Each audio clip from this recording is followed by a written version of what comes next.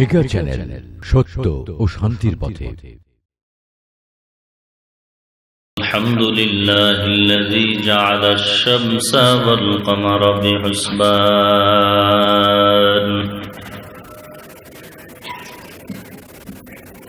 One Nazma wash শাজারা ইয়াসজুদান وفضل زمان على زمان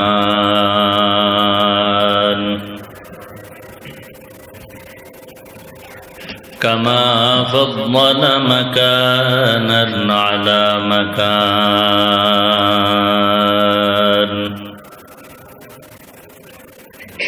وإنسانا على إنسان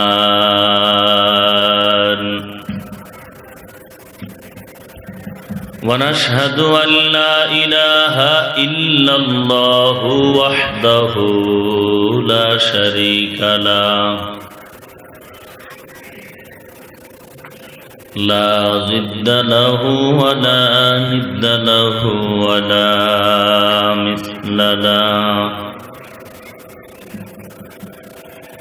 ونشهد أن سيدنا وسندنا وحبيبنا وحبيب ربنا وطبيبنا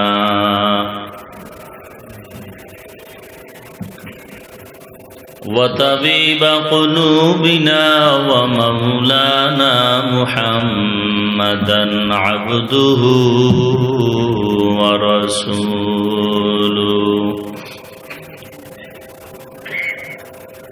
صلى الله تعالى عليه وعلى آله وأصحابه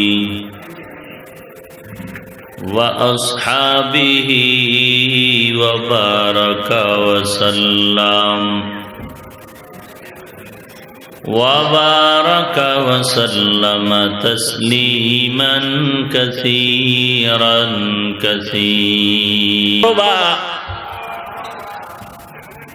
তো আল্লাহর ইবাদত যদি করতে চাও, আল্লাহর পরিচয় থাকলে ইবাদত করতে মজা পাইবা।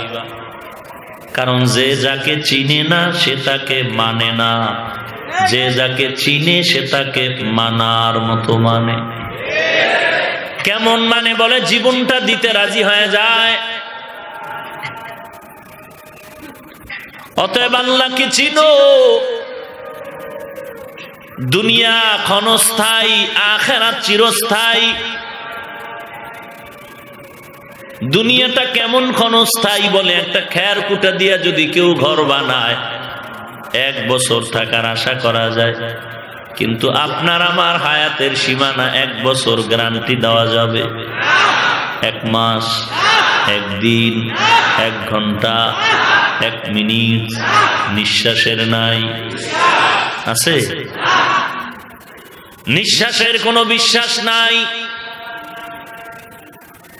তাহলে দুনিয়ার একটা ঘরের গ্যারান্টি আছে, কিন্তু আপনার আমার হায়াতের কোনো গ্যারান্টি নাই। আল্লাহ বলেন, এই দুনিয়ার জন্য এত পাগল কেন হয়েছে? যেই দুনিয়ার হায়াতের কোনো গ্যারান্টি নাই। ছেলেটা রাত দিন লেখাপড়া করে চাকরি পাবে, 5 লাখ টাকা বেতন, পরীক্ষা দিতে যাবে, পরীক্ষার হলে গিয়েও মারা গেল, অথবা পরীক্ষা দিয়েছে রেজাল্ট বের হওয়ার আগেই দুনিয়া থেকে বিদায় হয়ে গেল। ধার করে টাকা নিয়ে বিদেশ যাবে, চাকরি হতেও পারে নাও হতে পারে। লেখাপড়া করতেছে, চাকরি পেতেও পারে নাও পেতে পারে। আবার এই দুনিয়ার কাজে কষ্ট কষ্ট কষ্ট, সীমাহীন কষ্ট, ফলাফলে সন্দেহ। এরপরে এই দুনিয়ার কাজ বুঝাবার জন্য কোনো পোস্টার লাগে না, মাইকিং লাগে না, কিছুই লাগে না। মানুষ এই ক্ষণস্থায়ী জমিনের পাগল হয়ে জীবনটারে উৎসর্গ করে দেয়। অথচ যেই মানুষটা দুনিয়ার জন্য জীবনকে উৎসর্গ করে দেয়, তাকে জিজ্ঞাসা করলে বলে দুনিয়াটা ক্ষণস্থায়ী, আখিরাত চিরস্থায়ী। তিনি নিজে স্বীকার করে। কেমন চিরস্থায়ী? যার শুরু আছে আর শেষ নাই। এবং আখিরাতের কাজে কোনো কষ্ট নাই। গরমের মধ্যে মসজিদে 5 বেলার নামাজ অনেক মজা লাগে, বাহিরে গরম অশান্তি, মসজিদের গরমটা শান্তি। আবার এই শীতের মধ্যে মসজিদে গিয়া 5 ওয়াক্ত নামাজ পড়বেন, বাইরের থেকে ভেতরে বড় আরাম লাগে। 5 বার ওযু বানাইবেন, শরীরটা ফ্রেশ মনে হবে,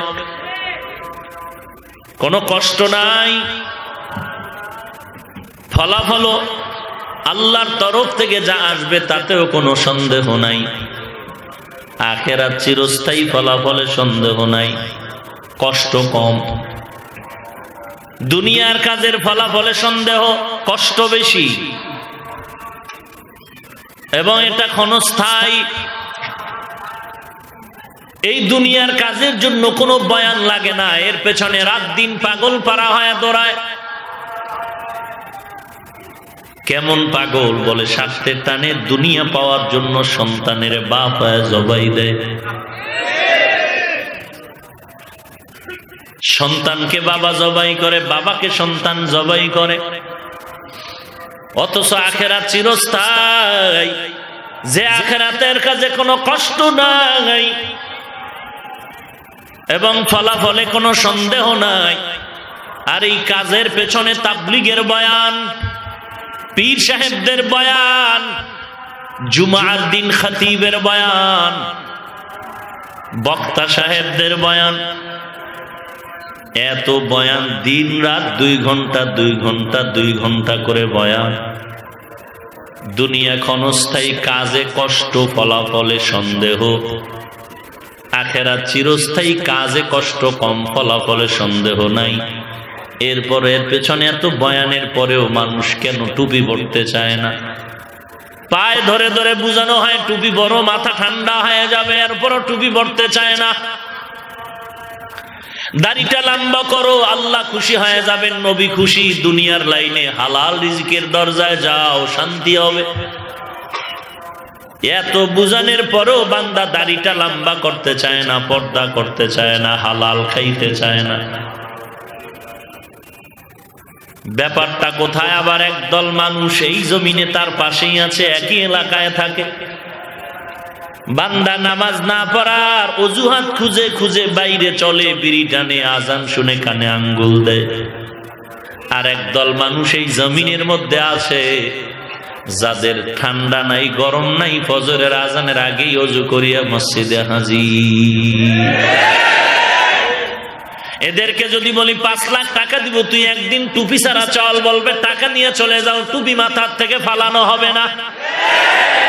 এদেরকে যদি বলা হয় 1 কোটি টাকা দিব, দাড়িটা কেটে ফেল, 1 কোটি কেন, সারা দুনিয়াও যদি দেয় তারপরও দাড়ি তারা কাটবে না। ব্যাপারটা কি রে বাবা? তোমার পায়ে ধরে ধরে বুঝাইলাম, তারপরও তুমি টুপি পড়তে চাও না, নামাজ পড়তে চাও না, হালাল খাইতে চাও না। তোমার পাশের আর এক ভাই নামাজ ছাড়ে না, পর্দা ছাড়ে না, জীবনের বিনিময় হলে নামাজ পড়ে, জীবনের বিনিময় হলেও আল্লাহর মোহাব্বত নিয়ে টুপিটা মাথায় নিয়ে দৌড়ায়। তুমি ব্যবসার অজুহাতে নামাজ পড়ো না, তোমার পাশের ব্যবসায়ী ব্যবসার ঝাপ ফালাইয়া দোকান বন্ধ করে নামাজের সময় বিরতি লেখা মসজিদের জামাতে হাজির হয়ে গেল। তুমি চাকরি করো, চাকরির অজুহাতে নামাজ পড়ো না, টুপি পড়ো না, দাড়ি রাখো না, তোমার পাশের আর এক আল্লাহর বান্দা চাকরি করে, নামাজের সময় নামাজ পড়ে, দাড়িটা লম্বা। যদি কেউ গরম কথা বলে, কয় স্যার ক্ষমা চাই, দরকার হয় চাকরি ছেড়ে দিব, নামাজ ছাড়তে পারবো না। এই বেটা, তুইও মানুষ আর ওই বেচারা হলুমান।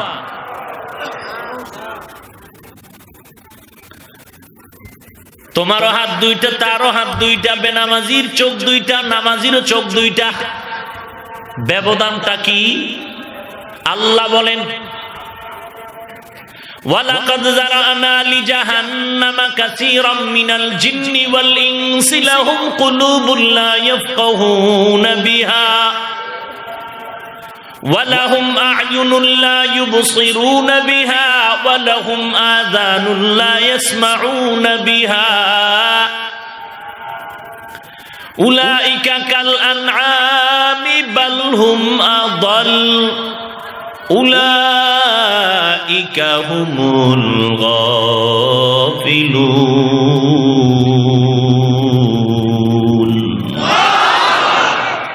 আল্লাহ বলেন অধিকাংশ মানুষের জিন এরা জাহান্নামী। কেন? এদেরকে আমি আল্লাহ অন্তর দিয়েছি, অন্তর দিয়ে গবেষণা করে না। এদের আমি আল্লাহ চক্ষু দান করছি, চোখ দিয়ে দেখে না। এদেরকে আমি আল্লাহ কান দান করলাম, কান দিয়ে শ্রবণ করে না। আল্লাহ বলেন এরা উলাইকা কাল আনআম, চতুষ্পদ জন্তু। বলে না বাল হুম আদল, চতুষ্পদ জন্তু থেকেও খারাপ। সূরা আরাফ আল্লাহ তাআলা ওই সমস্ত মানুষকে বলেন যাদের আমি আল্লাহ মেধা দান করলাম, মেধা দিয়ে ভালো মন্দ যাচাই করে ভালোটা গ্রহণ করে না। যাদের আমি চক্ষু দিলাম, আল্লাহর দেওয়া কুদরত দেখে দেখে আল্লাহর পরিচয় নিয়ে ইবাদত করবে। বান্দা আল্লাহর কুদরত দেখে না, দেখে যেটা নিষেধ সেটা। আমি আল্লাহ তাআলা তাদের কান দিলাম শ্রবণ করার জন্য। এই বান্দা আমি আল্লাহর কান দেওয়া শক্তি দিয়া বান্দা যা শুনতে বললাম সেই বান্দা সেগুলো শুনে না। এরে নবীর উম্মতের দল, আল্লাহ বলে থাকলেও এদের সিরাতের মধ্যে মানুষত্ব নাই। এর ভেতরের সিরাতটা রাস্তার কুকুরের থেকেও নিকৃষ্ট হয়ে গেল। আদমীরা আদমিয়ত লাজেমাস্ত উদেরা গর বুনা বশুদ হই জমাস আদমিয়ত লাহমো শাহম পুশতে নিস আদমিয়ত জুজরে যায় দুসতে নিস আদমীরা আদমিয়ত লাজেমাস্ত উদেরা গর বুনা বশুদ হই জমাস গর্ব সুরত আদমি ইনসাবুদে আহমদবু জাহলো হামেক সাবুদে। এরে আল্লাহর বান্দারা, আর একজনে কান্না করে, তুমি সেদিকে তাকায় চিন্তায় পড়ছো, কাঁদে কেন? তুমি তোমার দিকে তাকাও তো, তোমার কান্না নাই কেন? তুমি আর একজনের তামাশা না দেখে নিজের হালাতের খবর নাও। তোমারও তো আল্লাহর দাসামির কাঠ গড়ায় দাঁড়ায় জবাব দিতে হবে। একই পেশায় কাজ করে বান্দা, একই এলাকায় থাকে, চায়ের দোকানের সামনে 10 জন আল্লাহর বান্দা বসে চা পান করে। হঠাৎ করে মাইকে আওয়াজ, মসজিদ আল্লাহু আকবারের আওয়াজ হয়ে গেল। 5 জন লোক ওইটা চা দ্রুত পান করে মসজিদে দৌড়ায় গেল। আর 5 জন চায়ের টানটা ঢিল করে করে টানে। কেউ বলে ভাই নামাজ পড়বা না? বলে নামাজ পড়ে কি লাভ হবে? তুমিও মানুষ, ওই বান্দাও মানুষ। তোমারে পায়ে ধরলেও তুমি টুপি মাথায় দিতে রাজি না, ওই বান্দারে কোটি টাকা দিলেও টুপি ছাড়তে রাজি না। তুমিও মানুষ, ওই বান্দাও মানুষ। ব্যাপারটা কোথায়? বলে ওই টুপিওয়ালা বুঝি সরকারের ভাতা পায়, তাহলে কেন বান্দা টুপি ছাড়তে রাজি না? একমাত্র কারণ হলো আল্লাহর পরিচয় তোমার কাছে এখনো আসে নাই। যে যাকে চিনে না সে তাকে মানে না, যে যাকে চিনে সে তাকে মানার মতো মানে। বলে কেমন মানে? বলে জীবন দিতে বান্দারে রাজি হয়ে যায়। আল্লাহ পাক বলেন অতএব আমার পরিচয়টা তুমি আগে নাও। আল্লাহর পরিচয় যখন বান্দার সামনে গভীরভাবে এসে যাবে, ওই বান্দার গলায় ছুরি আসলেও আল্লাহর বিরুদ্ধে যাবে না। ভাইরা আমার, আমাদের দেয় গালি। মাদ্রাসায় পড়ে হবে কি? বয়ান করে হবে কি? আলেম হয়ে হবে কি? টুপি মাথায় দিয়েও আমি জাহান্নামী। টুপি দাড়ি পাগড়ি সব ঠিক রাখলাম, এরপরও একদল জাতি বেরা কাফের বলে গালি দেয়। আর তোমারে তো একটা গালি দিলাম না, বরং পায়ে ধরে ধরে বিনয়ের সাথে নরম ভাষা দিয়ে বুঝাই, ভাইজান নামাজ পড়েন, টুপি পড়েন। আপনি কানের মধ্যে কথা নিতে চান না, এর পেছনে আর কোনো কারণ নাই, একমাত্র কারণ আল্লাহর পরিচয় এখনো পাও নাই। আল্লাহ পাক বলেন আমার পরিচয়টা নাও, আমার পরিচয়টা যদি পেয়ে যাও তাহলে তোমার জন্য নেক আমল করা অতি সহজ হয়ে যাবে। ওমর তো রেডি হয়ে গেল, তরবারি নিয়ে নবীজির মাথা নিয়ে আসবে 100 লাল উট পুরস্কার।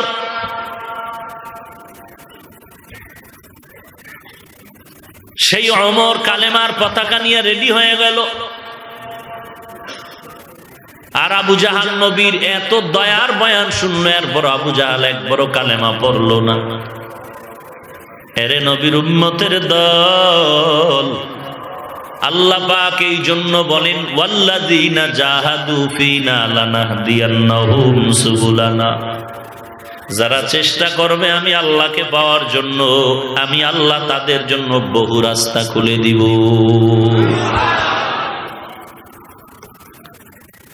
আল্লাহর এই পরিচয় লাভ করাটাকে বলে মারিফাত। কি বলে ভাই? মারিফাত মানে আল্লাহর পরিচয় লাভ করা। আজ এই মারিফাত নিয়ে আমাদের মুসলমানের মধ্যে ধর্মের লোকেরা দ্বন্দ্ব করে, 3 দল হয়ে গেছে। কয় দল? 3 দল। এক দল বলে মারিফাত বলতে কিছুই নাই, আর এক দল বলে মারিফাতই আমার আসল, শরীয়ত লাগবে না। যারা বলে মারিফাত বলতে কিচ্ছু নাই, এরা যদি ডক্টরের 13টা ডিগ্রি লাগায় তারা ভণ্ড। এরা তরিকা মানে না,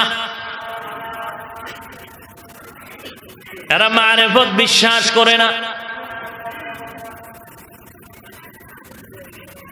আর যারা বলে আমরা মারিফতের সম্রাট, শরীয়তের ধারধারি না, তারাও ভণ্ড। তাদেরকে যারা ভণ্ড বলবে না তারাও ভণ্ড। তাহলে সঠিক কারা? বলে যারা মারিফত মানেন শরীয়তের ব্যানারের ভেতর থেকে। যারা শুধু বলে মারিফত নাই এরাও ভণ্ড, আবার যারা মারিফতকে গলার মালা বানায় শরীয়ত জবাই করে এরাও ভণ্ড। সঠিক তারা যারা মারিফত মানেন শরীয়ত সহ। শরীয়তরা মুকদ্দম দার আকনু, মারিফত আজ শরীয়ত নিসতে বেরু, শরীয়ত হো তরিকত হো তমামি, হकीकत में মুহাম্মদ কি গোলামি। আমরা মারিফত মানি শরীয়ত বাদ দিয়া না শরীয়তের ভেতরে? বলে মারিফত আল্লাহর পরিচয়, এটা গোপন। আমাদের দেশে বহু মারিফতের সম্রাট আছে, নামাজ পড়ে না, রোজা রাখে না, আছে না নেই? জিজ্ঞাসা করলেই বলে গোপন মারিফত নিয়ে আমরা চলি, গোপনে নামাজ পড়ি। আমরা গোপন মারিফত নিয়ে চলি, গোপনে রোজা রাখি। আসলে রোজাও রাখে না, নামাজও পড়ে না। এরা হক না ভণ্ড? আমরা শরীয়তের ব্যানার থেকেই মারিফত মানি। বলে কই মারিফত? বলে মারিফতই চোখ লাগবে, তাহলেই না তুমি পাইবা। ওই মারিফত যদি তুমি অর্জন করতে চাও, শরীয়তের মধ্যে তুমি চলতে থাকো। শরীয়তের লাইনে যখন চলবা, শরীয়তের লাইনে ক্লাস আছে, কিছু ক্লাস করবা, মারিফতের দরজা তুমি খুঁজে পাইবা। উদাহরণ দিলেই মাথা গরম। যারে ওই যে একটু আগে বললাম, যে যাকে চিনে না সে তাকে 1000 বার বয়ান দিলেও কাজ হবে না, কপাল পুড়ে গেছে, কপাল পুড়ে গেছে।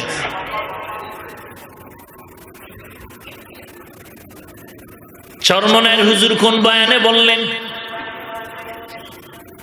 হাসরের ময়দানে আমাদের মুরব্বী আকাবিরিন যারা আল্লাহওয়ালা হাজী ইমদাদুল্লাহ মুহাজির মক্কি রহমাতুল্লাহ আলাইহি হাসরের মাঠে জাহাজ নিয়ে উঠবেন। এই কথা বলার মাকসাদ কি?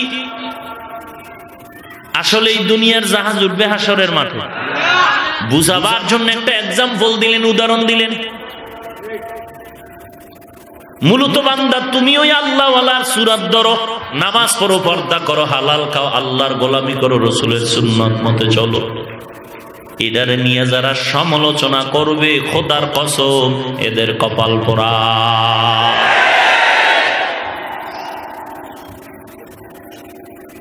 তোর বিবেকরে তুই জিজ্ঞাসা কর যে চরমনের হিসেবে কথা বলল কেন? তুইও জানো, সেও জানে হাসরের দিন জাহাজ উঠবে না। বুঝাইতে গেল, বুঝাবার মাকসাদ কি? নামাজ পড়ো, পর্দা করো, ওই আল্লাহওয়ালাদের লাইনে তুমি রসুলের তরিকায় আমল করো। উল্টাটা বুঝো, ভাওটা বুঝো না রে বেয়াদব।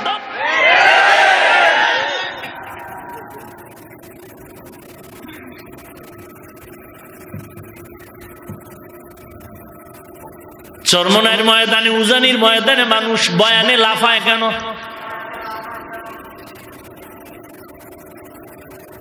ওই বান্দা লাফাইয়াও নামাজ ছাড়ে না, লাফ দিয়েও পর্দা ছাড়ে না, লাফাইতে গিয়েও বান্দা হারাম খায় না, লাফাইতে গিয়েও বান্দা কাউকে গালি দেয় না।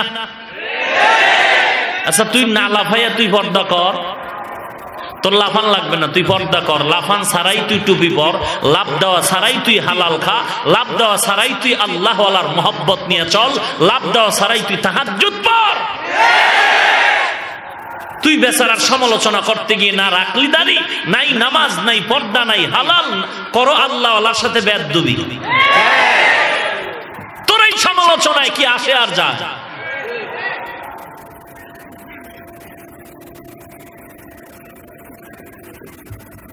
তুই যদি জাহান্নামের ভয়ে নেক আমলের দরজার পথিক হইতি, আর একজনের চিন্তা না করে নিজের আমলের তালি দিতি বয়ে বয়ে।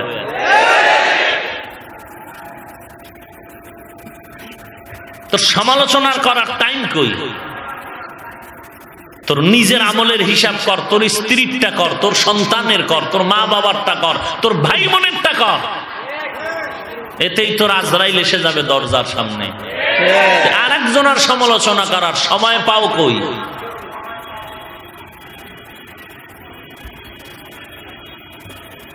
ফালতু জিনিস নিয়ে দৌড়াদৌড়ি করে নিজের সব বরবাদ করতেছে। ওই বেচারা লাফাইয়া কি পর্দা ছাড়ছে? তুই তো লাভ দিবি না, ঠিক আছে। ওই বেচারা লাভ দিয়ে যদি ঢোল বাজাইতো না, তোর প্রশ্ন ছিল বেচারা লাভ দিয়ে ঢোল বাজাইলো কেন? জাহান্নামী। তুই লাভ না দিয়ে করছো কি বল? মুনাফিক।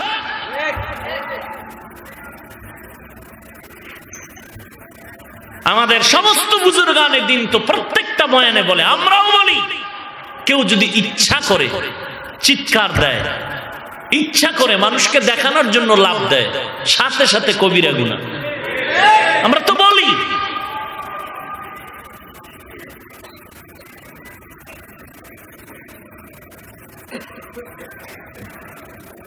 হ্যাঁ, বুঝো না, যদি বুঝতে চাও সেটা ওলামায়ে কেরামদের কাছে গিয়া বুঝার চেষ্টা করতে পারো। যদি এটা কেন আমি বুঝি না, একটু বুঝতে মনে চায়, তো কোরআন হাদিসের দলিল দিয়া পারলে হুজুর বুঝাই দিবে, খালাস। তোর বাপের বানানো ফেসবুকে তুই সমালোচনা করবি, এই বেদবির সাহস তোকে কে দিয়েছে?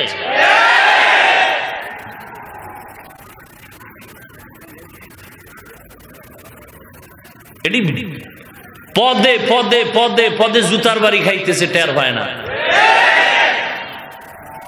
জুতায় হবে না, যেদিন ঝাড়ুর বাড়ি কপালে আসবে সেদিন টের পাবি যে এর আগে জুতারটাই ভালো ছিল।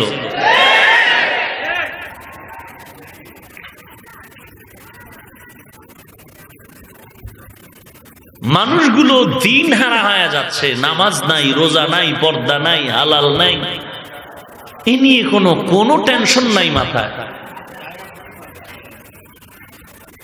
এক বেচারা নামাজ পড়তো না, এখন নামাজ শুরু করছে, এর পিছনে লাগছে। যাই ভাই তুই হাত নাবিতে বাঁধবি না, বুকে বাঁধবি। ওরে কত মানুষ নামাজ পড়ে না, এদিকে দাওয়াত দে। ও বেচারা বুকে বাঁধুক নাইলে নাবিতে বাঁধুক, না বাইদে যদি হাত ছেড়ে দেয় তাতেও তো নামাজ হয়ে যাবে। কথা বলেন না কেন? তো তুই এর পিছে লাগছো কেন? হাজার কোটি মানুষ নামাজ পড়ে না, পর্দা করে না, এদেরকে নামাজের দাওয়াত দাও। বেচারা টুপি পরে না, এখন একটা টুপি শুরু করছে, বয়ান টয়ান শুনে হ্যাঁ নজায় লাগছে। এই তুই সাদা টুপি কল্লিওয়ালা দিলি কেন? তুই সবুজ টুপি পরবি, জাল টুপি পরবি, জাকির নায়কের গোলাম হয়ে চলবি। ওরে বেদম যারা টুপি পরে না এদেরকে টুপির দাওয়াত দে, যে পড়ছে এর নিয়ে টেনশন কম কর।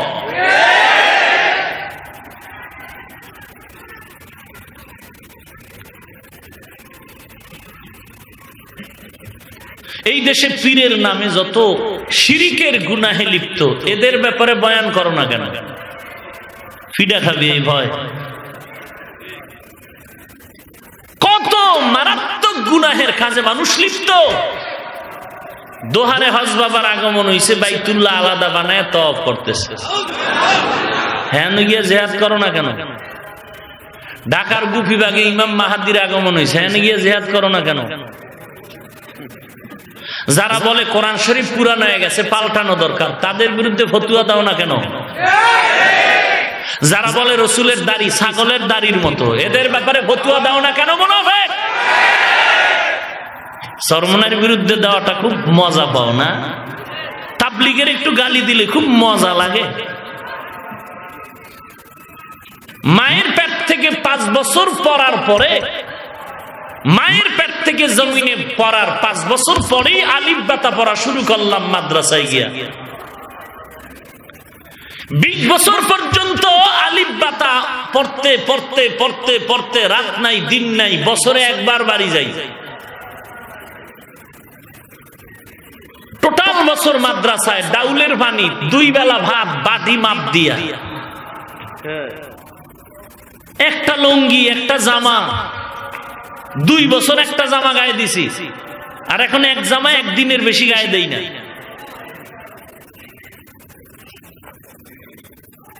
20 বছর পর্যন্ত মাদ্রাসায় কোরআন হাদিস বুঝার জন্য ফার্সি, আরবি, উর্দু, বালাগাত, ফাসাহাত, ইলমে সরফ, ইলমে নাহবু, আরবি গ্রামার, ইলমে ফিকহ সব পড়তে পড়তে 20 বছর পড়ার পরে বছরে একবার বাড়ি।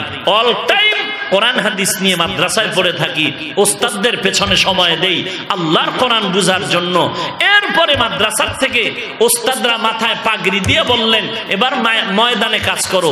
মাদ্রাসার থেকে লাভ দিয়া রাস্তায় নেমে মানুষের দাঁড়ে দাঁড়ে ঘুরে, নাই টাইম মতো খানা, ফজর পরে রওনা, দিনাজপুর মাহফিল চলে গেলাম।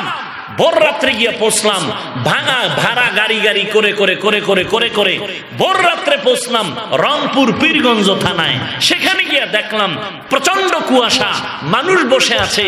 কিছু কথা বললাম, এক ঢক পানীয় পান করার সুযোগ হয়নি। বয়ান শেষ, হজরের আগে খানায় ডাকলো এক জায়গায়, ঘরের তালা বন্ধ, মানুষ ঘুমায় শীতে। চলে আসলাম সকাল 8টায় রংপুরে, এসে একটু খিচুড়ি খাইলাম তেলযুক্ত। সারাদিনের না খাওয়ার পরে তৈলযুক্ত খিচুড়ি খায়া পেটের ভেতর অসুস্থতা। এই 40 বছর, 30 বছর, 35 বছর মাদ্রাসার 20 বছরের পর রাস্তায় নেমে কোরআন হাতে নিয়ে, রসুলের হাদিস হাতে নিয়ে, মানুষের পায়ে ধরে ধরে বিনয়ের সাথে জাহান্নামের ভয়ের বয়ান, জান্নাতের বয়ান করি। আমারে কয় চিল্লা দিছ, কেমন থাপ্পড় দরকার? তোর 14 গোষ্ঠী যা দিছে, আমাদের এই মাদ্রাসার জিন্দেগির 100 ভাগের 1 ভাগ হবে না। তুমি যে মসজিদের ইমামতি করবা চিল্লা দিছ, কত বড় বেয়াদব! তা আমি আজকে থেকে চিল্লায় যাই, তুই জুমা পড়া, কালকে থেকে 1 বছর তাবলিগে যাবো, তুই বুখারী পড়া, মাদ্রাসায় মেশকাত পড়া, ফালতু।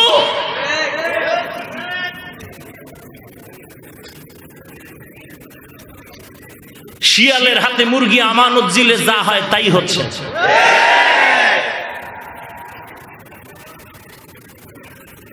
জীবনটা শেষ তাবলিগে তাবলিগে। আমারে যদি কয় তুমি তাবলিগ করছো,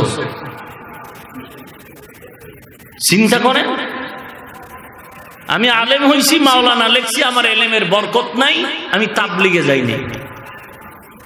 আমার জীবনের 5 বছর থেকে আজকে 39 বছর, 40 বছর, 35 বছর সবটাই তাবলিগ। ইলিয়াস রহমাতুল্লাহ আলাইহি, শেখ জাকারিয়া রহমাতুল্লাহ আলাইহি, ফাজাইলে আমাল টোটালটা পড়ো। এই 3 দিনের সময় এক চিল্লা লাগাও কাদের জন্য? এই মূল ফর্মুলাটা, যারা ব্যবসার ঝামেলায়, সংসারের ঝামেলায়, মা বাবার অবহেলার কারণে কামাই রুজির তামাশায় পড়ে কোরআন শিখতে পারেনি, হাদিস শিখতে পারেনি। তোমরা ব্যবসার ফাঁকে ফাঁকে, কামাই রুজির ফাঁকে ফাঁকে পারলে 7 দিন, পারলে 3 দিন, পারলে 1 দিন, পারলে 40 দিন দিনের পথে যাও, সময় দাও। মাকসাদ একটা, কালেমা ঠিক করো, নামাজ ঠিক করো, রোজা ঠিক করো, ওযু গোসল ঠিক করো। এই মাকসাদ নিয়ে তোমরা আগাও। আর মূল এই তাবলিগের চাবিকাঠি নিয়ে যারা গোড়ায় আছেন, এরা কোরআন পড়াবেন, হাদিস পড়াবেন। এদের মূল কাজটা করবে। তোমরা তোমাদের নিজের ঈমান আমল ঠিক রাখার জন্য 3 দিনের সময় দাও, পারলে 1 বছর সময় দাও, 40 দিনের সময় দাও। এগুলো দিয়ে দেখুনি নিজের ঈমান আমল ঠিক করে আল্লাহর জান্নাতের পথে চলতে পারো কিনা। অন্যের চিন্তা করো না। আল্লাহর বান্দা ওলামায়ে কেরাম মাদ্রাসায় নিজেরা পড়েন, এদের নিজের আমল তো ঠিক আছে, এরা উম্মতের আমল ঠিক করার ফিকির নিয়ে 24 ঘন্টা মেহনত করতেছেন। মেহনত করে কি পায়? মাসে 5,000 বেতন, 6 মাস বাকি। কথা বলেন না কেন? এতক্ষণ আলোচনায় কি বুঝলেন? তাবলিগের বিরুদ্ধে বলেছি। কেউ যদি বলে আলেম তাবলিগের বিরোধী, বুঝতে হবে সে মুনাফিক। কোন আলেম তাবলিগের বিরুদ্ধে হতে পারে না, বরং আলেমরাই হলো তাবলিগের মূল আমলওয়ালা সৈনিক। এই যে এতক্ষণ বয়ান করছি, এই বয়ানের দ্বারা মানুষ কি দিনদার হবে না? নামাজ পড়বে না, রোজা রাখবে না, টুপি পরবে না, কেউ চরমনাই যাবে না, কেউ উজানি যাবে না, কেউ টঙ্গিতে যাবে না। এটা আমাদের কোনো কি অবদান নাই?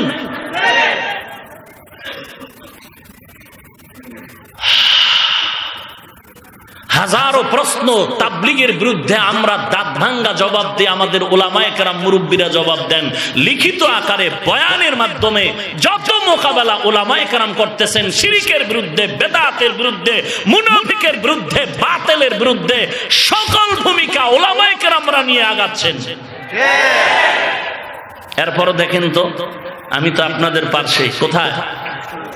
আদর্শনগর, কুতুবপুর। বৃহস্পতিবার হাফ ক্লাস, জোহরের নামাজের পরে মাদ্রাসা ছুটি। ছাত্রদেরকে বলি, যাও এলাকার মসজিদগুলোতে একটু দাওয়াতের কাজ করো। যেহেতু কালকে শুক্রবার বন্ধ, জোহর পরে বের হয়ে যাও। একজন ওস্তাদ দিয়ে দেই জিম্মাদার।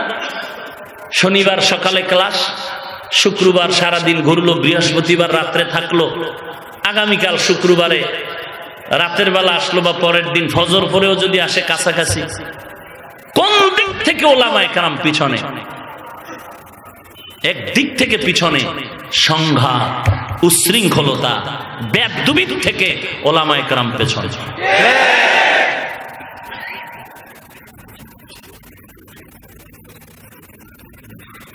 আফসোস। আল্লাহ আপনি কুদরতের হাতে আমাদের হেদায়েত দান করুন।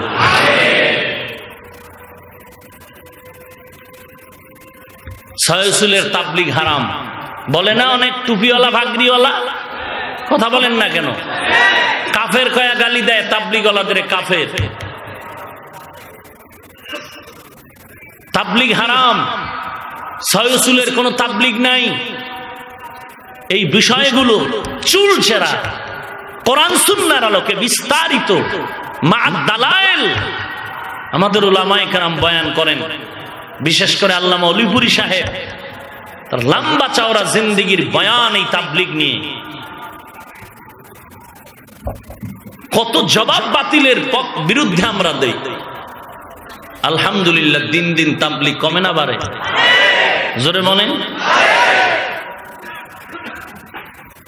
আল্লাহ আমাদের হেদায়েত দান করেন।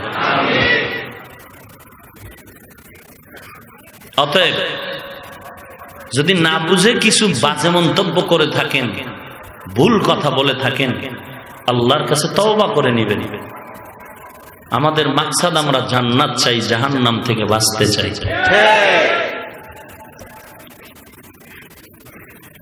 আপনার একটা জিনিস মনে রাখতে হবে, আপনার সন্তান, দুনিয়াটা এমন, বাবার জন্য সন্তানও কিন্তু মাঝে মাঝে বাঁকা হয়ে যায়, উল্টা হয় কি হয় না? স্ত্রী স্বামীর ক্ষেত্রে মাঝে মাঝে স্বার্থের টানে কি হয়, কথা বলেন, উল্টা হয় কি হয় না? একটা কথা মনে রাখবেন, সব ক্ষেত্রে সব উল্টা হলেও কোনদিন গলায় ছুরি লাগলেও ছাত্র ওস্তাদের উল্টা হয় না।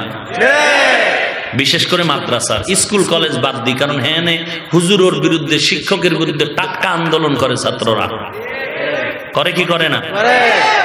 অধিকাংশ ক্ষেত্রে মাদ্রাসার দিয়ে তাকাইয়ে বলছি যে এমন জীবন দেয় ছাত্ররা ওস্তাদদের জন্য।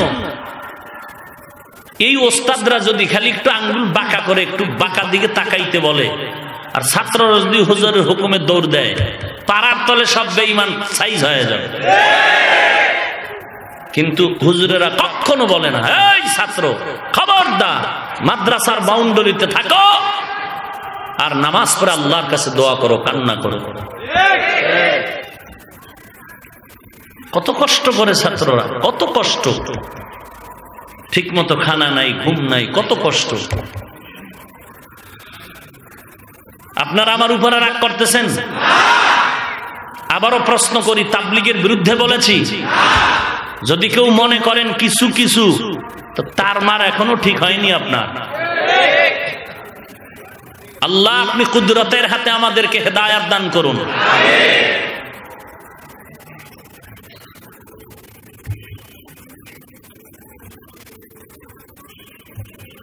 মারিফত শরীয়তের মধ্যেই ঢুকানো, দেখি না তো।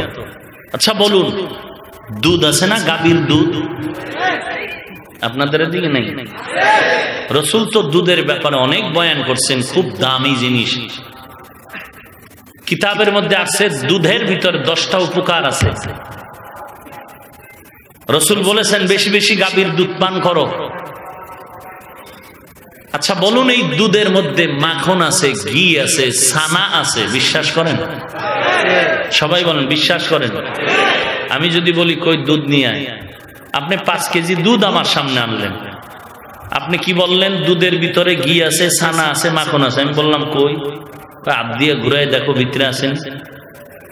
ভিতরে হাত দিয়ে যদি নাড়াচাড়া করি পাবো আছে, এটা সত্য, সন্দেহ নাই তো? কোনো সন্দেহ নাই, দুধের মধ্যে ঘি আছে, মাখন আছে, ছানা আছে, এটা যেমন সত্য, শরীয়তের ভেতরে আল্লাহর মারিফত আছে, এটাও সত্য।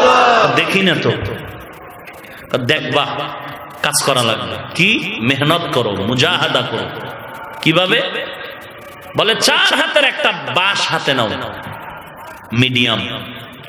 ওই বাঁশের মাথায় এক মাথা কেটে 5টা আঙ্গুল বানাও, আর বাঁশের মাজা একটা রশি লাগাও, আর 5 কেজি দুধ একটা 10 কেজির পাত্রে নিয়ে বাঁশের ওই আঙ্গুলের মাথাটা ভেতরে দাও, রশি লাগায় 2 হাত দিয়ে টানো, টানতে থাকো। টানতে টানতে তোমার ঘাম বের হবে, দুধের ফেনা বের হবে। কিছুক্ষণ পর দেখবা দুধের মধ্যে মাখন ভেসে উঠেছে। ঠিক তেমনি ভাবে শরীয়তের মধ্যে মারিফত 100তে 100 পাওয়াই যাবে, তবে এটা ঘুমায় থাকলে হবে না, ওই রকম মেহনত করো। বলে কিভাবে? বলে 3টা ক্লাস করলে শরীয়তের মধ্য থেকে মারিফত পাইবা। কয়টা ক্লাস? 1 নাম্বার ক্লাসের নাম মুজাহাদা, 2 নাম্বার ক্লাসের নাম মুরাকাবা, 3 নাম্বার ক্লাসের নাম হলো মুশাহাদা। কে কয় পীর মুরিদি কোরআন হাদিসে নাই? মারিফত অর্জনের জন্য শরীয়তের মধ্যে ঢুকো, 3টা ক্লাস করো। 1 নম্বরে মুজাহাদা, 2 নম্বরে মুরাকাবা, 3 নম্বরে মুশাহাদা। আপনি না বুঝলে প্রশ্ন করতে পারেন, ভাই এগুলো কোথায়? আমি বলবো একটা একটা দলিল নাও, যদি দিতে না পারি স্যালেন্ডার হয়ে যাব। দলিল নেওয়ার তোমার জিজ্ঞাসা করার অধিকার আছে, চেঁচামেচি করার কোনো অধিকার নাই। যদি বান্দা তুমি শরীয়তের মধ্যে মারিফতের সবক খুঁজতে চাও, এক নম্বরে 3টা ক্লাস করো। এক নম্বর ক্লাসের নাম মুজাহাদা। মুজাহাদা মানে আল্লাহর পরিচয় লাভের চেষ্টা করা। 2 নম্বর ক্লাসের নাম মুরাকাবা, আল্লাহর পরিচয়ের ধ্যান করা। 3 নম্বর মুশাহাদা, আল্লাহর দর্শন লাভের জন্য সাধনা করা। এবার দলিল নাও, 3টা ক্লাস। 1 নম্বর মুজাহাদা। মুজাহাদার দলিল আমার আয়াত, সূরা আনকাবুতের শেষ আয়াত, ওয়াল্লাযীনা জাহাদু ফীনা লানাহদিয়ান্নাহুম সুবুলানা ওয়া ইন্নাল্লাহা লামাআল মুহসিনিন। এটা মুজাহাদার সবক। সূরা আনকাবুত 69 নম্বর আয়াত, শেষ আয়াত। 2 নম্বর সবক ক্লাস হলো মুরাকাবা আর মুশাহাদা। 3 নম্বর, এই 2টার দলিল হলো রাসূলের একটা হাদিস, হলো প্রসিদ্ধ হাদিস, হাদিসে জিবরাইল অথবা উম্মুল হাদিস বা উম্মুল জাওয়ামি। জিবরাইল আমিন আসলেন সাদা পোশাক পরে, নবীজির হাঁটুদয়ের সাথে জিবরাইল আমিন হাঁটু লাগায় বসলেন। নবীকে প্রশ্ন করেন, ঈমান কাকে বলে? নবী জবাব দেন।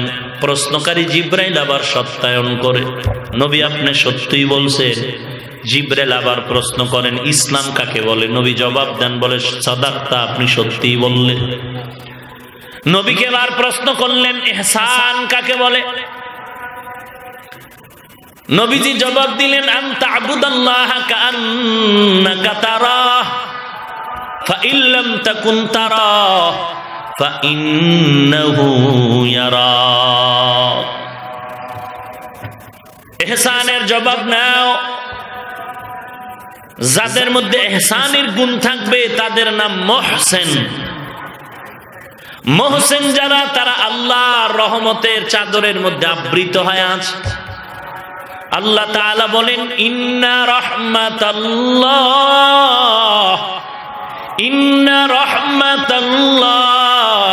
করিবুম মিনাল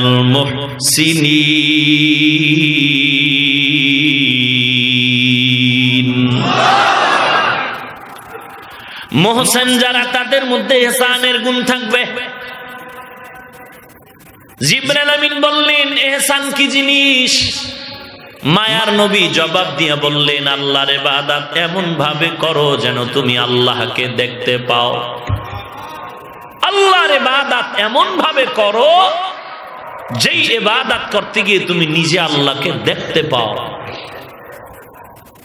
এর নাম মুশাহাদা। যদি বান্দা তুমি আল্লাহকে দেখতে না পাও, আমলের দুর্বলতা, তাহলে তুমি এতটুকু নিয়ত করো, যদিও আমি আল্লাহকে দেখি না, তবে আল্লাহ আমাকে দেখতেছে। আল্লাহ দেখেননি? আল্লাহ দেখেন, আল্লাহ দেখেন, আল্লাহ দেখেন। এই নিয়তে ইবাদত করার নাম মুরাকাবা। আর আল্লাহকে দেখো বান্দা, তুমি আল্লাহকে দেখে দেখে ইবাদত করো, এর নাম মুশাহাদা। আল্লাহর নবীর সাহাবী হযরত আলী রাদিয়াল্লাহু তাআলা আনহু, এত বড় দামি একজন সাহাবী, যেই সাহাবী সম্পর্কে রাহমাতে আলম নবী বলেন, আনা দারুল হিকমাতি ওয়া আলিয়্যুন বাবুহা, আমি হলাম হিকমতের ঘর, আর এই জ্ঞানের ভান্ডার, হিকমতের দরওয়াজা হলো আমার সাহাবী আলী। ওই সাহাবী আলীকে একজনে প্রশ্ন করলেন, হে আলী, তুমি যে আল্লাহর ইবাদত করো, বলো আল্লাহকে দেখছো নাকি বলো? হযরত আলী বলেন, আমি আলী এমন আল্লাহর ইবাদত করি না যে আল্লাহকে আমি দেখি না। চশম বন্ধ লব্য বন্ধু গোশবন তাতুবিনি নূরে আকবর মা বাখান ইয়া ইলাহি মুঝসে মুঝকো दूर कर ताके देखो मुझ में तुझको एक नजर या इलाही तू मेरा माबूद है या इलाही तू मेरा माशूक है। अल्लाह के देखे देखे इबादत करो। हजरत अली बोलेन आमी एमन आल्लाहर इबादत करी ना जाके देखी ना। এখন যদি কেউ বলে আমি আল্লাহকে দেখি না, ইবাদত করব না, ব্যাপারটা এমন না। এটা আলীর জন্য ব্যক্তিগত হিসাব। এরে নবীর উম্মতের দল, হযরত আলীকে আল্লাহ তাআলা এমন জ্ঞান দান করলেন, সম্মানের চেয়ারে বসার জন্য দুইটা জিনিসের একটা লাগে, হয়তো সম্পদ, না হয় শিক্ষাগত ইলম। হযরত আলী একদিন আল্লাহর দরবারে শুকর আদায় করেন, হে আল্লাহ, সম্মানের চেয়ারে বসার জন্য দুইটা পুঁজির তুমি আমাদের একটা দিয়েছো, সম্পদ দাও নাই, মাল দাও নাই, টাকা দাও নাই, ইলম দিয়েছো। ইলমের বরকতে সম্মানিত হয়েছি, তোমার দরবারে শুকর আদায় করি। রাজি নাকিস মাতাল জব্বার ফিনা নানা ইলমুন ওয়ালিল আদায় মালু ফাইন্নাল মাল ইয়াফনি আন করিবিন ওয়া ইন্নাল ইলমা বাকিন লা ইয়াজালু। হযরত আলী বলেন, সম্মানের জায়গায় বসতে দুই পুঁজির একটা লাগবে, হয়তো টাকা পয়সা, মাল, না হয় ইলম। ও দয়ার মালিক, তুমি আমাদের এই সম্পদ দাও নাই, দুনিয়ার কোনো মাল টাকা পয়সা দাও নাই, তুমি ইলম দিয়েছো। হাজারবার তোমার দরবারে শুকর আদায় করি, টাকা পাই নাই, মনটা বেজার না, তোমার ইলম পেয়ে আমরা বড় খুশি। কারণ টাকাওয়ালার টাকা আজ আছে, কাল থাকবে না। থাকবে? মানুষ তো মনে করে আমি টাকার জোরে পার পেয়ে যাব। আল্লাহ বলেন, কাল্লা, কখনো না, লা ইউমবাদান্না ফিল হুতামা ওয়া মা আদরাকা মাল হুতামা ওয়াইলুল লিকুল্লি হুমাযাতিল লুমাযাহ আল্লাযী জামাআ মালান ওয়া আদ্দাদা ইয়াহসাবু আন্না মালাহু আখলাদা। মাঝে মাঝে কোরআন পড়তে যদি নাও জানেন, মোবাইলে কোরআন শরীফ বাংলা ডাউনলোড করে এই সূরাগুলোর তরজমা মাঝে মাঝে পড়বেন। মানুষ মনে করে মাল জীবনে ধ্বংস হবে না, আল্লাহ বলেন কখনো মাল থাকবে না। হযরত আলী বলেন, আমরা টাকা পয়সা পেয়ে খুশি না, কারণ টাকা আজ আছে, কাল থাকবে না। আর ইলম যার সিনায় ডুববে, কখনো সে ইলম বিদ্যা বিদায় নিবে না। ইলমে রায়ে জাজু করদান বেহিসাব খলকে রাদাদান জওয়াবে বাসওয়াব। খারাপ লাগে আপনাদের? ভাইরা আমার, হযরত আলী বলেন, আমরা ইলম পেয়ে খুশি, কারণ ইলম আজ আছে, আগামীকালও থাকবে, কবরেও থাকবে। কিন্তু যার মাল টাকা আছে, আজ আছে, কাল আর থাকবে। এই কথা কি মিথ্যা নাকি? কোটি টাকার মালিক দেখো, অভাব হয় না দূর, গরিব ঘুমায় আরাম করে, মনটা বাহাদুর। ফিরাউনের লাশটা দেখো মিশর জাদু ঘরে, খায় না মাটি, পোকা মাছি সবাই ঘৃণা করে। হৃদয়ে থাকিবে যার নম্রতা সদা, রহমত আসিবে সেথা প্রভুর ওয়াদা। বড়র বড়াই থাকলে দিলে রহমত আসবে না, নিজেকে নিজে ছোট মনে করিও সদা। এরে নবীর উম্মতের দল, টাকার অহংকারী ছেড়ে দাও। কত টাকাওয়ালা দুনিয়ার লাইনে চূড়ান্ত রিক্ত হস্ত হয়, ভিক্ষার ঝুলি নিয়ে আছে। হযরত আলী বলেন, আমরা টাকা পেয়ে খুশি না, এলেম পেয়ে খুশি। কারণ টাকাওয়ালার টাকা আজ আছে, কাল থাকবে না। এলেমওয়ালার এলেম সিনায় ঢুকবে, কখনো বিদায় হবে না। তবে এখানে আর একটা কথা আমি সব জায়গায় বলি, আজও বলি, অনেক ছাত্র ভাইরা আছেন, এলেম সিনায় ঢুকবে, বিদায় হবে না, হবে না, হবে না, এটাই সত্য। তবে ভাই, এলেমটাও কখনো কখনো সিনার থেকে খালি হয়ে যাবে দুইটা বেয়াদবি করলে। একটা হলো এলেমের সাথে বেয়াদবি, আর একটা হলো এলেম ওয়ালার সাথে বেয়াদবি করলে। এলেমের সাথে বেয়াদবি করলে এলেম চলে যাবে। দুই নাম্বার ইলমওয়ালা, ইলমওয়ালা যার সিনার মধ্যে ইলম আছে, তার সাথে বেয়াদবি করলে তোমার ইলম বরবাদ হয়ে যাবে। আমরা রাস্তায় মাঝে মাঝে বহু পাগল দেখি, ইংলিশে কথা বলে, আরবিতে কথা বলে পাগল। চিন্তা করি কি ব্যাপার, রাস্তার পাগল, লাইন নাই, এই হাসেই কাঁদে, কিন্তু ইংলিশে কথা বলে কেন, আরবিতে কথা বলে কেন? চিন্তা ভাবনা করে রেজাল্ট বের করে দেখলাম, ক্লাসের ভালো ছাত্র চূড়ান্ত বেয়াদবি করার কারণে অভিশাপে পড়েছে। এই ছাত্র ভাই, মাস্তানি করিস না, এখনো কিন্তু মাওলানার সিঁড়িতে পাও রাখো নাই। এই ছাত্র, স্কুলে পড়ো, ক্লাস 8-এ পড়ো, আলিয়ায় পড়ো, দাখিল পড়ো নাই, কওমিতে পড়ো, তুমি কাফিয়া, শারহে জামি, শারহে বেকায়া পড়ো। তোমার এখন লেখাপড়া, কান্না করা, আল্লাহর মোহাব্বত নিয়ে, আল্লাহওয়ালার দোয়া নিয়ে তুমি রাস্তায় চলাটাই তোমার কাজ। তুমি লেখাপড়া বাদ দিয়ে আজকে মোবাইল হাতে নিয়ে তুমি বড় বড় আলেমের বিরুদ্ধে ফেসবুকে লেখো। খোদার কসম করে বলি, তোর উপরে আল্লাহর গজব আসতে মাঝখানে কোনো পর্দা থাকবে না।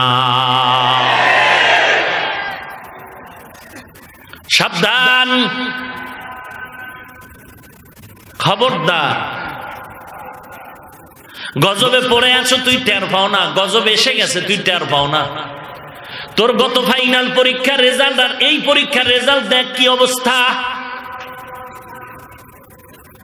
তোর গত পরীক্ষার ফাইনাল রেজাল্ট সাবজেক্ট ওয়ারি ছিল 90 গড় নাম্বার, এই পরীক্ষায় ফাইনালে এসে তোর নাম্বার চলে আসলো 40। মাত্র শুরু হয়ে গেল, আল্লাহওয়ালার অন্তরের অভিশাপ তোর কপালে লাগতে শুরু হলো। হাত উঠাইয়া বরদোয়া করার দরকার নাই। অন্তরে যদি কষ্ট পাইয়া যায়, আহ শব্দ বের হয়ে গেলে তোর কপাল পুড়ে যাবে। তুই কত বড় বেয়াদব, তুই হাটহাজারীর হুজুরের বিরুদ্ধে তুই ফেসবুকে লেখো, তুই চরমনের হুজুরের বিরুদ্ধে লেখো, তুই বড় বড় আল্লাহওয়ালার বিরুদ্ধে লেখো। তুই কি হয়েছ বল? আর তোর লেখার দ্বারা ফায়দা কি হচ্ছে বল? বল তোর ফায়দা কি হচ্ছে? তুই আবার টেলিফোন করতেছো আর এক ছাত্র বন্ধুকে, দেখছো নি আজকে একটু লেখা দিছি, দেখতো কেমন সুন্দর হলো।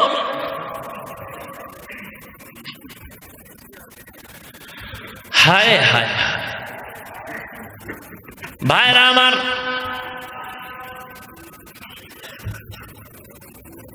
এখনো যে ভালো ছাত্র নাই তা না। ঢাকার মাদ্রাসাগুলোতে খুঁজো, চিটাগাং রোড মাদানীনগর মাদ্রাসা, যাত্রাবাড়ি মাদ্রাসা, ফরিদাবাদ মাদ্রাসা, কামরাঙ্গীরচর মাদ্রাসা, বড়কাটারা মাদ্রাসা, রহমানিয়া মাদ্রাসা, লালমাটিয়া মাদ্রাসা, মালিবাগ মাদ্রাসা, বারিদারা মাদ্রাসা, বসুন্ধরা মাদ্রাসা, হাটহাজারী মাদ্রাসা, হাজার হাজার হাজার হাজার। আপনাদের এখানেও তো এত বড় মাদ্রাসা আমি তো জানতামই না। মিশকাত পর্যন্ত মাদ্রাসা, বিশাল। অন্তর খুশি হয়ে গেল, কারণ এই জমিন থেকে আহলে বাতেল, আহলে বেদাতি, লাহাবি এদেরকে প্রতিহত করার জন্য, শিরিক বেদাতের বিরুদ্ধে অবস্থান নেওয়ার জন্য এ মাদ্রাসার বিকল্প কোনো মেডিসিন না।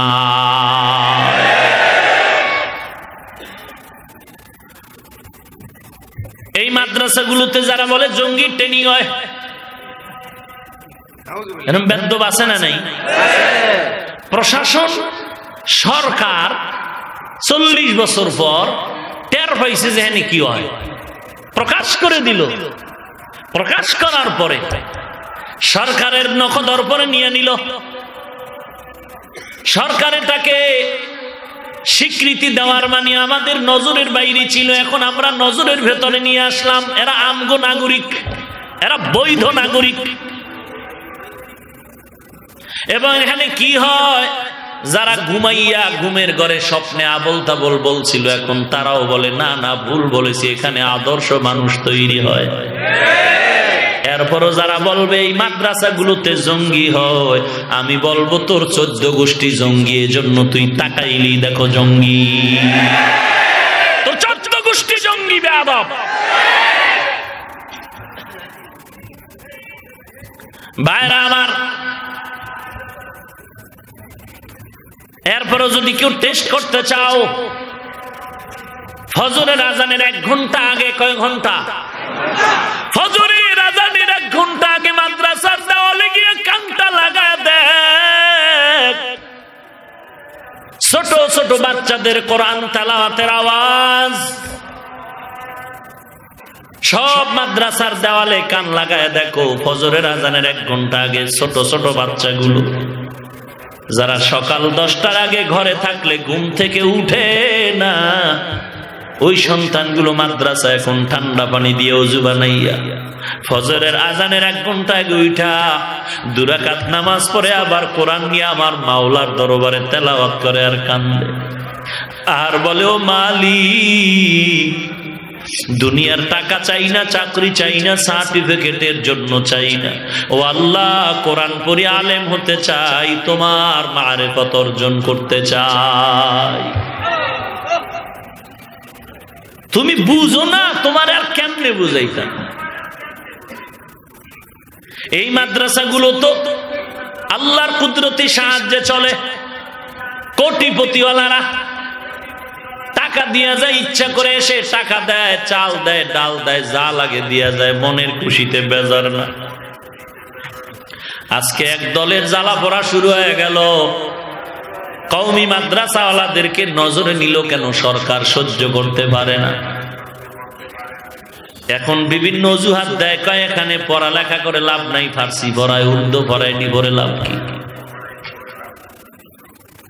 আবার কয় এরা ভিক্ষা করে খায়। কত বাজে কথা। আমি বলি যারা বলবে কওমিওয়ালারা ভিক্ষা করে খায়, আমি বলবো তুই ডাকাতি করে খাও।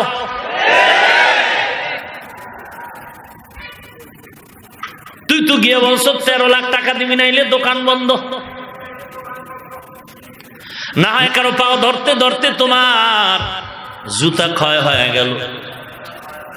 আমরা একবারও সরকারের কাছে দাবি জানাই না আমাদের বিল্ডিং করে দেন।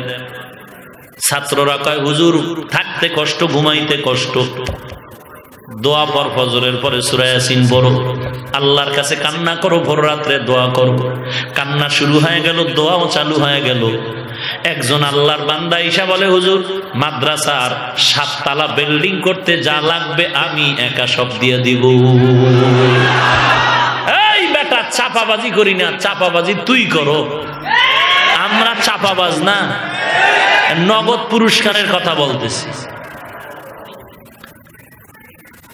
ভাইরা আমার,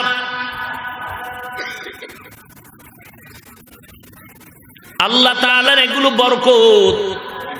এরপরে অজুহাত পায় না, কওমিওয়ালারা যাকাত ফিতরা খায়।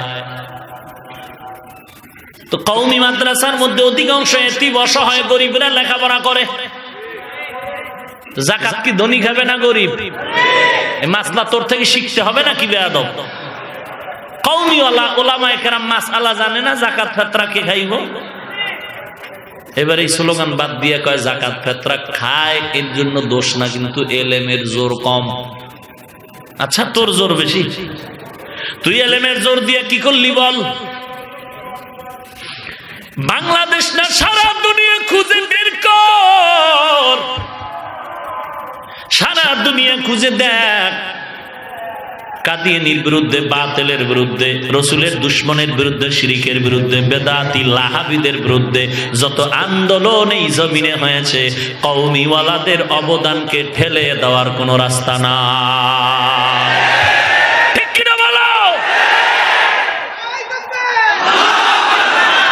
ভাইরা আমার? এরপর পড়লে কি হইব? ইমামতি আর মুয়াজ্জিনি ছাড়া আর কি করবে? মাদ্রাসায় পড়ে আলেম হইয়া ইমামতি করুম নাকি হাল চাষ করুম? চিন্তা করেন তো। তা আমি আলেম হয়ে যদি ইমামতি না করি, গরুতে ইমামতি করবে?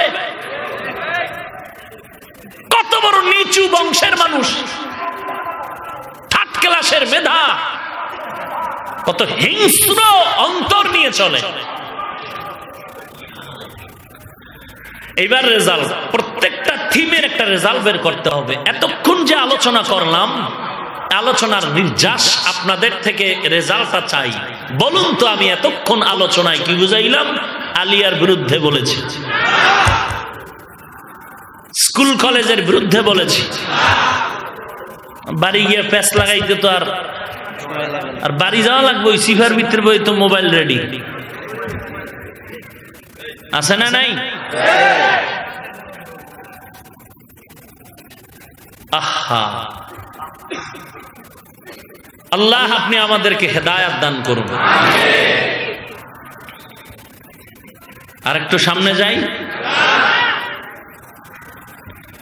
ওয়াল্লাযীনা জাহাদু ফীনা লানাহদিয়ান্নাহুম সুবুলানা ওয়া ইন্নাল্লাহা লামাআল মুহসিনিন।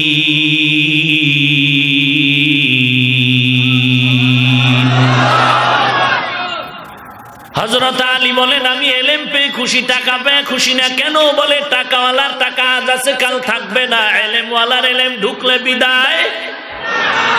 2 নাম্বার, টাকাওয়ালার টাকা যত বাড়ে দুশ্মন তত বাড়ে, এলেমওয়ালার যত ইলম বাড়ে তত বন্ধু বাড়ে। টাকাওয়ালার টাকা বাড়ে, বন্ধু বাড়ে না দুশ্মন? বডিগার্ডও দুশ্মন। কারণ টাকায় দেখে ওরে টাকা, এ কত সহ্য করা যায়। কারণ বডিগার্ড বডির উপরে গুলি মারে, কথা ঠিক নেই? পুরা গাঁট দিয়া আক্রমণ, ইতিহাস। তাহলে টাকাওয়ালার যত টাকা বাড়ে বন্ধু বাড়ে না দুশ্মন? এলেমওয়ালার এলেম বাড়ে, বন্ধু না দুশ্মন? টাকাওয়ালার টাকা বাড়ে দুশ্মন বাড়ে, ইলমওয়ালার ইলম বাড়ে তত বন্ধু বাড়ে। 3 নাম্বার, টাকাওয়ালার বয়স বাড়ে দুশ্মন ঘৃণা বাড়ে, এলেমওয়ালার যত বয়স বাড়ে সকলের মোহাব্বত বাড়ে। টাকাওয়ালার বয়স বেশি হয়ে গেছে, এখন লাঠি ছাড়া দাঁড়াইতে পারে না, দাঁড়াইতে গিয়ে বেশিক্ষণ দাঁড়ানো যায় না, বিছনায় পড়ে যায়। নিজের স্ত্রী পর্যন্ত ঘৃণা করে, মরে না কেন? ছেলে সন্তান পর্যন্ত বারবার, জীবনে তাবলিগ চোখে দেখতো না, এখন বাবারে কয়, বাপ তুমি চিল্লায় যাও। আছে না নাই? ইমামের সাথে চুক্তি করে, ইমাম সাহেব একটা জালালি খতম করবেন নি, আমার বাবারে নিয়ে হসপিটালে দৌড়াবার সময় নাই। বারবার ডিস্টার্ব করে, কয়বার, এত কাম তো আমার নাই। ইমাম সাহেব এত শুনিও জালালি খতম করে না। এইবার বুদ্ধি করে বাজার থেকে 2000 দানার এক তসবি নিয়ে এসেছিলাম।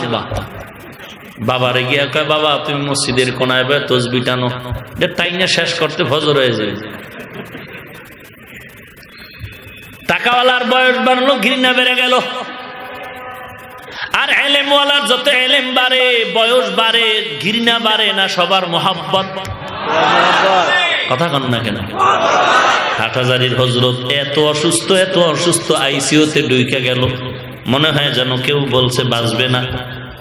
সেদিনও হাটহাজারী গেলাম, গিয়া দেখলাম হযরত এত সুস্থ, এখনো তিনি বুখারী শরীফের ক্লাসে গিয়া 2-2.5 ঘন্টা 3 ঘন্টা ক্লাস করায়। বড় বড় আলেমরা জুতা সোজা করার জন্য দাঁড়ায় থাকে, শুধু হাটহাজারীর হুজুর কেন, এই জমিনের মধ্যে যত ইলমওয়ালা বয়স্ক আছে, বুড়া বয়সের, সবাই তাদের মহব্বত করে। যত বড় বড় এমপি সাহেব, মন্ত্রী মহোদয় গোপনে আইসা দোয়া নেয়, ঠিক নি? ওরে খোদা, তার ডাইনে বামে এত পাহারাদার, এত আইন শৃঙ্খলা বাহিনী, সবাই রাস্তার মাথায় খাড়া করে, এদিকে তাকাইস না, ওদিকে তাকা। আমার হুজুরের কাছে আমি যাই, আমার নিরাপত্তার দরকার নাই, আমি আল্লাহর ওলির কাছে যাই একটু দোয়া নেওয়ার জন্য। এই মাদ্রাসাগুলোতে মাঝে মাঝে আমরা তো টের ভাই, যাত্রাবাড়ির হজরতের কাছে কত মন্ত্রী মহোদয় এসে দোয়া নেয়। সব মাদ্রাসাগুলোতে আমরা খবর নেই, দেখি, জানি, সবাই এসে দোয়া চায়, হুজুর একটু মাথায় হাত লাগায় দেন, দোয়া করে দেন। এরে নবীর উম্মতের দল, একটা দুনিয়াওয়ালা এত দামি এমপি মন্ত্রী মহোদয় যদি আইসা মাথাটা নত করে একেবারে বিনয়ের সাথে, মনে হয় দুর্বল বাচ্চা অপরাধী এরকম নত হয়ে গেল। এই বান্দা যদি এত নত হয়ে দোয়া নিতে পারে, আর এই আলেমদের দিকে চোখ তুলে যারা কথা বলবি, আমার মনটা বড় ভয়ে ভীত সন্ত্রস্ত, মনে হয় না জানি তুই মরার আগেই অন্ধ হয়ে যা।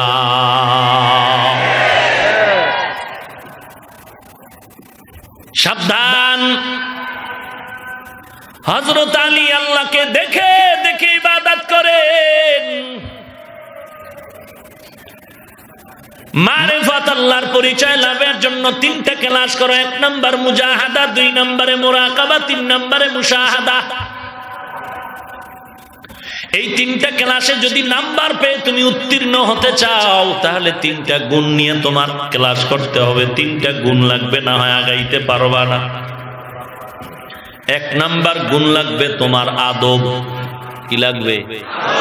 লিকুল্লি শাইইন জিনাতুন ফিল ওয়ারা ওয়া জিনাতুল মারই তামামিল আদাবি আজ খোদা খাহি মে তৌফিক আদব বে আদব মাহরুম গাশত আজ ফজলে রা।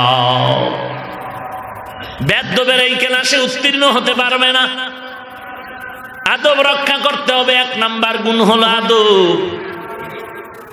আদব রক্ষা যে যত পার্সেন্ট করবে, তার ভাগ্যের পরিবর্তন তত পার্সেন্ট হয়ে যাবে। ক্লাসের মধ্যে এমনও দুর্বল ছাত্র দেখেছি, কিচ্ছু পারে না, ওস্তাদরা বেতের বাড়ি দেয়, তারপরও পারে না, কিন্তু কোনোদিন বেয়াদবি করে না। ভোর রাতে এমন কাদাই কাঁদলো, আল্লাহ এলেমের দরজা থেকে তুমি আমারে খালি ফিরাই দিও না। আমাদের ক্লাসের সময় দেখছি ওই ছাত্রগুলোর কান্নায় ঘুম ভেঙে যাইত। আল্লাহর শুকর, ওই ছাত্রগুলো এখন বড় বড় মাদ্রাসার শিক্ষক, হাদিস পড়ায়। আবার দেখছি এমনও ছাত্র ক্লাসে হুজুরে বলার আগে মুখস্থ, হুজুরে বলার আগে মুখস্থ। কিন্তু মাঝে মাঝে দেখতাম হুজুরদের সাথে এমন বড় বড় বেয়াদবি করে, ক্লাসের মধ্যে উল্টা পাল্টা প্রশ্ন করে, হুজুরের আটকায় দেয়। এইরকম ছাত্র এখনো আছে। ওই সময় থেকে হুজুরদের বরদোয়া এখনো বরদোয়া। দেওবন্দ মাদ্রাসায় লেখাপড়া করে আসছে, কত লেখাপড়ার ডিগ্রি নিয়ে বান্দা এক মাদ্রাসায় ঢোকে, 15 দিনের বেশি টেকে না। শেষ পর্যন্ত রাস্তায় রাস্তায় ঘুরে, আর কিছুই তার করার নাই। চোখের সামনে দেখতেছি। এরে নবীর উম্মতের দল, আল্লাহর মুহাব্বত পাওয়ার জন্য, মারিফত পাওয়ার জন্য 1 নাম্বার গুণ আদব। বেয়াদবি যেন না হয়। হাঁটার মধ্যেও কিন্তু বেয়াদবি আছে, বসার মধ্যেও বেয়াদবি, কথা বলার মধ্যেও বেয়াদবি। সর্বক্ষেত্রে তুমি আদব রক্ষা করে চলো। কত যুবক স্কুলে পড়ে, কলেজে পড়ে, মাঝে মাঝে এমন ভাবে আইসা কথা বলে, মনে হয় যেন রুমালটা দিয়ে তার পা মোছায় দেয়। এত ভদ্র, এত নম্র, এত বিনয়ী। আবার কিছু বান্দার কথা শুনলে মনে এত কষ্ট পাই, মনে হয় যেন গালের উপরে চর লাগায় দেয়। এরে যুবক, আল্লাহর গোলাম, আদবের বড় দাম। রাহমাতুল লিল আলামিন এমন আদবের বয়ান করে গেলেন উম্মতের সামনে। নবী বলেন, আল্লামানি রব্বি ফা আহসানা তালিমি, আদ্দাবানি রব্বি ফা আহসানা তাদিবি। আল্লাহ আমাকে ইলম শিক্ষা দিয়েছেন, আদব শিক্ষা দিয়েছেন। আল্লাহর শিক্ষা দেওয়া আদব আর ইলম কতই না সুন্দর। এরে নবীর উম্মতের দল, আজকে তুমি শিক্ষকের বিরুদ্ধে আন্দোলন করো হে যুবক। আজকে তুমি মা বাবার সাথে বেয়াদবি করো, আর লোক পাইলা না। মুরব্বীর সাথে বেয়াদবি করার লোক পাইলা না। এখন তো এমন একটা যুগ আমাদের সামনে, রাতের অন্ধকারেও যদি বান্দা রাস্তায় কিছু করে তাও ক্যামেরায় ধরা পড়ে ভাইরাল হয়ে যায়। কথা ঠিক নি? বড় দুঃখ লাগে। ওরে আল্লাহর বান্দা, সেদিন দেখলাম একজনে দেখাইলে এক যুবক ছেলে, কি কারণে, অত কারণ আমরা তদন্ত করি না, যে এক দাড়িওয়ালা বুড়ার গালের উপরে চর লাগাই দিল। সময় দিবেন আর একটু? হাকিমুল উম্মাত মুজাদ্দিদুল মিল্লাত শাহ আশরাফ আলী থানভী রাহমাতুল্লাহ আলাইহির নাম শুনছেন? কথা বলেন না কেন? আশরাফ আলী থানভী রাহমাতুল্লাহ আলাইহি জগৎ বিখ্যাত হাকিমুল উম্মত, যাকে বলে উম্মতের রুহানি ডাক্তার। হাজারের উপরে তিনি কিতাব লিখেছেন। জীবনটা শুধু লেখার মধ্যে কাটান নাই, দর্শতাদ্রি ছাত্র পড়াইছেন, আবার দাওয়াতের কাজও করেছেন। এই আশরাফ আলী থানভী, তার একজন আজাল্লে খলিফা, তার শাগির্দ, এত জবরদস্ত বুজুর্গ, পেছন দিক দিয়া তাকাইলে মনে হইতে যেন তিনি আশরাফ আলী থানভী। এরে নবীর উম্মতের দল, আজকে এই সমস্ত বুজুর্গের নাম নিয়ে অনেকে বেয়াদবিমূলক আওয়াজ দেয়, বয়ানের ভেতরে কথা বলে। কুমিল্লা একটা জেলা আছে না? কথা কন না কেন? আর কুমিল্লার কেউ থাকলে বেজার হয়েন না। বেদব তো আমার ঘরেও থাকতে পারে। পাঁচাঙ্গুল যেমন সমান না, ঘরের সব সদস্য। এক বক্তা আসিল, মারা গেছে। সে যেই কাইফিয়াতে, যেই ডিজাইন করে স্টেজে বয়ানে আশরাফ আলী থানভীকে গালি দিত, আর বলতো কি, আশরাফ আলী নামটাও ব্যঙ্গ করে বলতো, ওইটা আমি এখানে আর বলছি না। এরকম ডান পাও দিয়া স্টেজে লাথি মারতো, আর বলতো আশরাফ আলী থানভীর নামটা ব্যঙ্গ করে বলতো, ওর এলেম আমার পায়ের নিচে।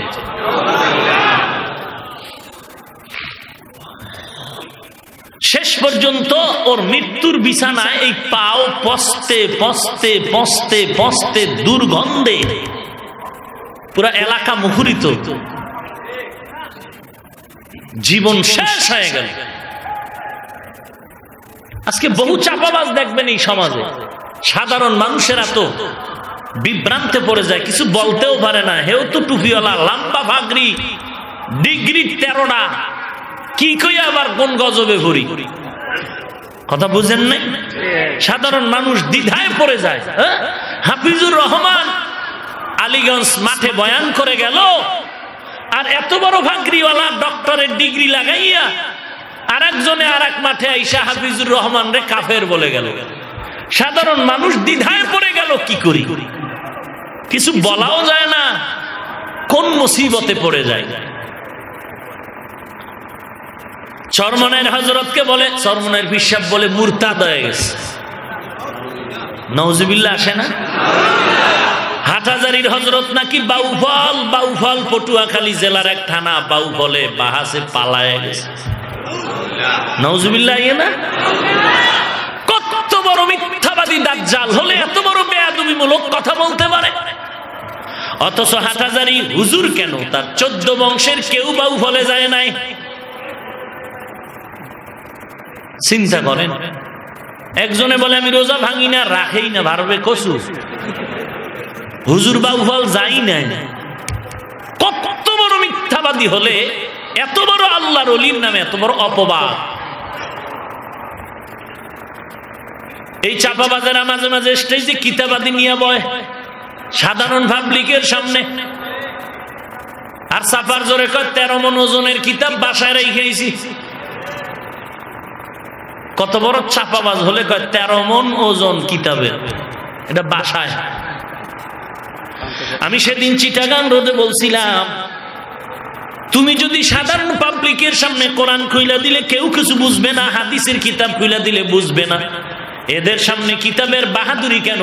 কিতাবের ইলমের বাহাদুরি যদি করতে চাও, আজকে এখানে মাদ্রাসার বারান্দায় কিতাবওয়ালা ওলামায়ে কেরাম বসা, মাদানীনগর চলে যাও, যাত্রাবাড়ির হযরতের মাদ্রাসায় চলে যাও, ওখানে গিয়া দেখাও কোরআন হাদিস খুইলা তোমার ইলমের বাহাদুরি কত। বটগাছ তলা বয়ে চেঁচামেচি করলে কি লাভ হবে? ক্যানভাসারের মতো ওখানে যাও।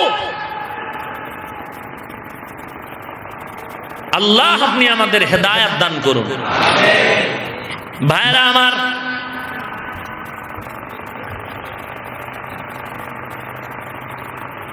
হাকিমুল উম্মত মুজাদ্দিদুল মিল্লাত শাহ আশরাফ আলী থানভীর খলিফা আজিজুল হাসান রাহমাতুল্লাহ আলাইহি আদব কি জিনিস এটা বুঝাবার জন্য ঘটনাটা টানতেছে, বলবো?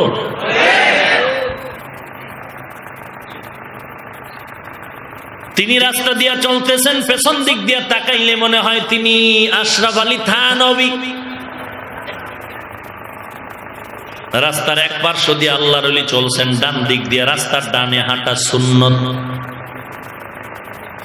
আল্লাহর ওলি রাস্তার ডানে, নজর নিচের দিকে দিয়ে হাঁটতেছেন, ডানে বামে তাকান না। হঠাৎ অপর দিক থেকে, উল্টা দিক থেকে একটা যুবক যুবতী আসতেছে, প্রেমের বন্ধনের আলাপ করতে করতে।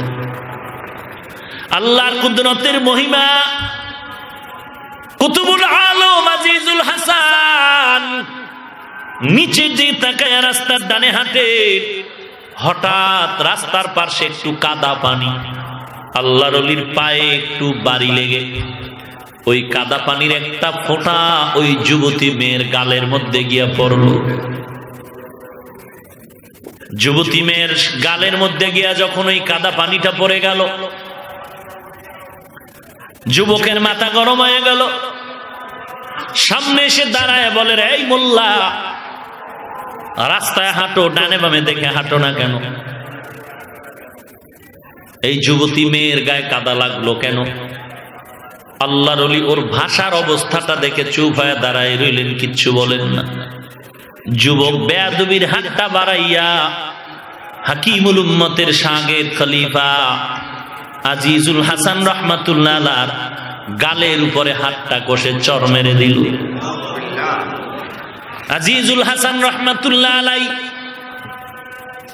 একটা বয়স্ক যুবক, প্রাপ্ত বয়স্ক যুবক যখন গালের আঙ্গুলগুলো বসায় গেল, গালের উপরে বসায় দিল, আল্লাহর ওলি ব্যথায় দুর্বল হয়ে মাটিতে পড়ে গেল।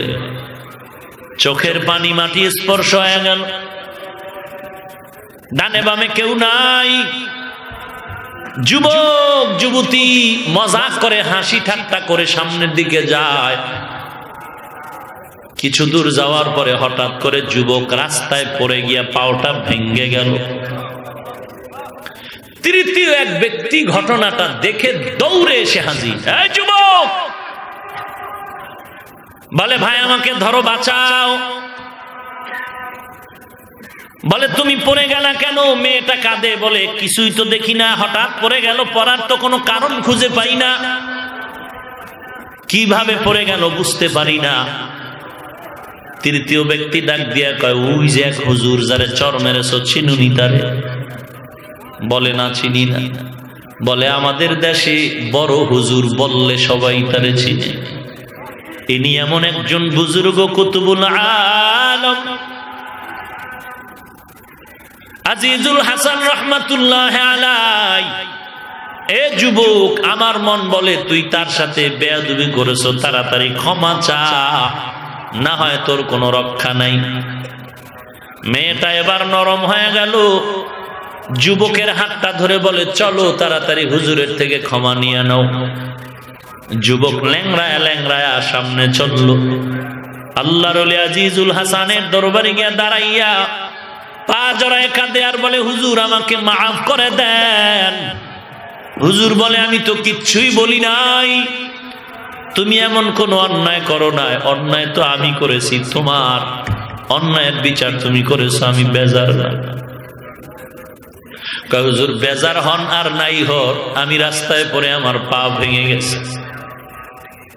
আজিজুল হাসান ডাক দিয়ে বলে, রে বাবা, তোমার পাও ভাঙ্গার তো কোনো কারণ আমি দেখি না, তবে এতটুকু রেজাল আমি দিতে পারবো রে বাবা, তোমার প্রেমিকার গালের মধ্যে যখন একটু পানি কাদা লাগলো, তুমি যেমন সহ্য করতে পারো নাই, তুমি তার আশিক, সহ্য করতে পারো নাই, আমিও তো একজন আর বড় আশিক, আমার মাওলা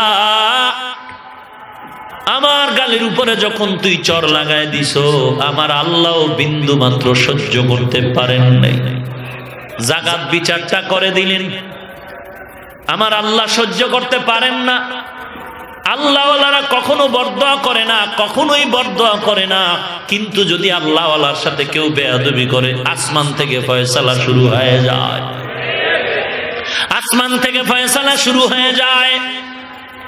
এই জমিনে যারা আল্লাহওয়ালাদের সাথে বেয়াদবি করেছে, এদের গজব, এদের বিচার, এদের পতনটা মরার পরে না, দুনিয়াতেই মরার আগে শুরু হয়ে গেছে। এজন্য বান্দা, তুমি আল্লাহর মারিফত যদি পেতে চাও, 1 নাম্বার গুণ আদব রক্ষা করে চলো, বেয়াদবি যেন না হয়, আদব রক্ষা করে চলো, কথার মধ্যে আদব। বড়দের সামনে উঁচু কণ্ঠে কথা বলবা না, বেয়াদবি। বড়দের সামনে হাত ঝুলায় কথা বলবা না, বেয়াদবি। মা বাবার সামনে উঁচু কণ্ঠে কথা বলবা না, বেয়াদবি। ওস্তাদদের সামনে চোখ রাঙায়া চোখ বড় করে কথা বলবা না, বেয়াদবি। আদব রক্ষা করে যতদিন চলতে পারবা, ততদিন আল্লাহ তোমার মর্যাদা বাড়ায় দিবেন। ক্বালান নবিয়্যু সাল্লাল্লাহু আলাইহি ওয়া আলিহি ওয়া সাল্লাম, মান তাওয়াযা লিল্লাহ রাফাআহুল্লাহ। আল্লাহর মোহাব্বত নিয়ে যেই বান্দা বিনয়ী হয়ে যাবে, আল্লাহ তার মর্যাদা অনেক বাড়ায় দিবেন। 2 নাম্বার গুণ, যদি বান্দা তুমি মারিফত অর্জনে পরীক্ষায় পাশ করতে চাও, 2 নাম্বার গুণ হলো বান্দা তোমার ধৈর্য ধারণ করে চলতে হবে।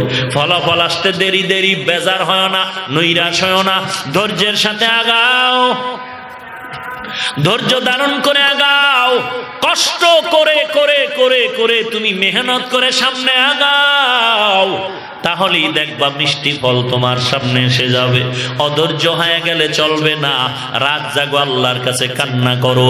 এরে নবীর উম্মত, ধৈর্য ধারণ করে যারা চলছে, আল্লাহ তাদের জন্য দরজা খুলে দিয়েছেন। আল্লাহর কাছে ধৈর্য ধারণ করে আগাও। মুসিবত আসবে, বিভিন্ন বিপদ এসে তোমাকে গ্রাস করে ফেলবে, আল্লাহর কাছে তুমি পানাহ চাও, আল্লাহর কাছে ধৈর্যের পাহাড় গড়ে আগাও। আল্লাহ বলেন, ধৈর্যের সাথে যারা চলবে, আমি আল্লাহ তাদের বিনা হিসেবে জান্নাত দিয়ে দিব। ইন্নামা ইউওয়াফাস সাবিরুনা আজরাহুম বিগাইরি হিসাব। আল্লাহ তাআলা বলেন, ধৈর্য ধারণকারীকে আমি আল্লাহ বেগাইরে হিসাব জান্নাত দিয়ে দিই। এরে নবীর উম্মতের দল, আজকে ছাত্র ভাই কি বলবো আপনাদেরকে, 12 বছর মাদ্রাসায় পড়লে না, শর্টে মাওলানা কেমনে হওয়া যায়? আজকে ক্লাস বাদ দিয়া তুমি এক মাদ্রাসা থেকে আর এক মাদ্রাসায় গিয়া পড়লা।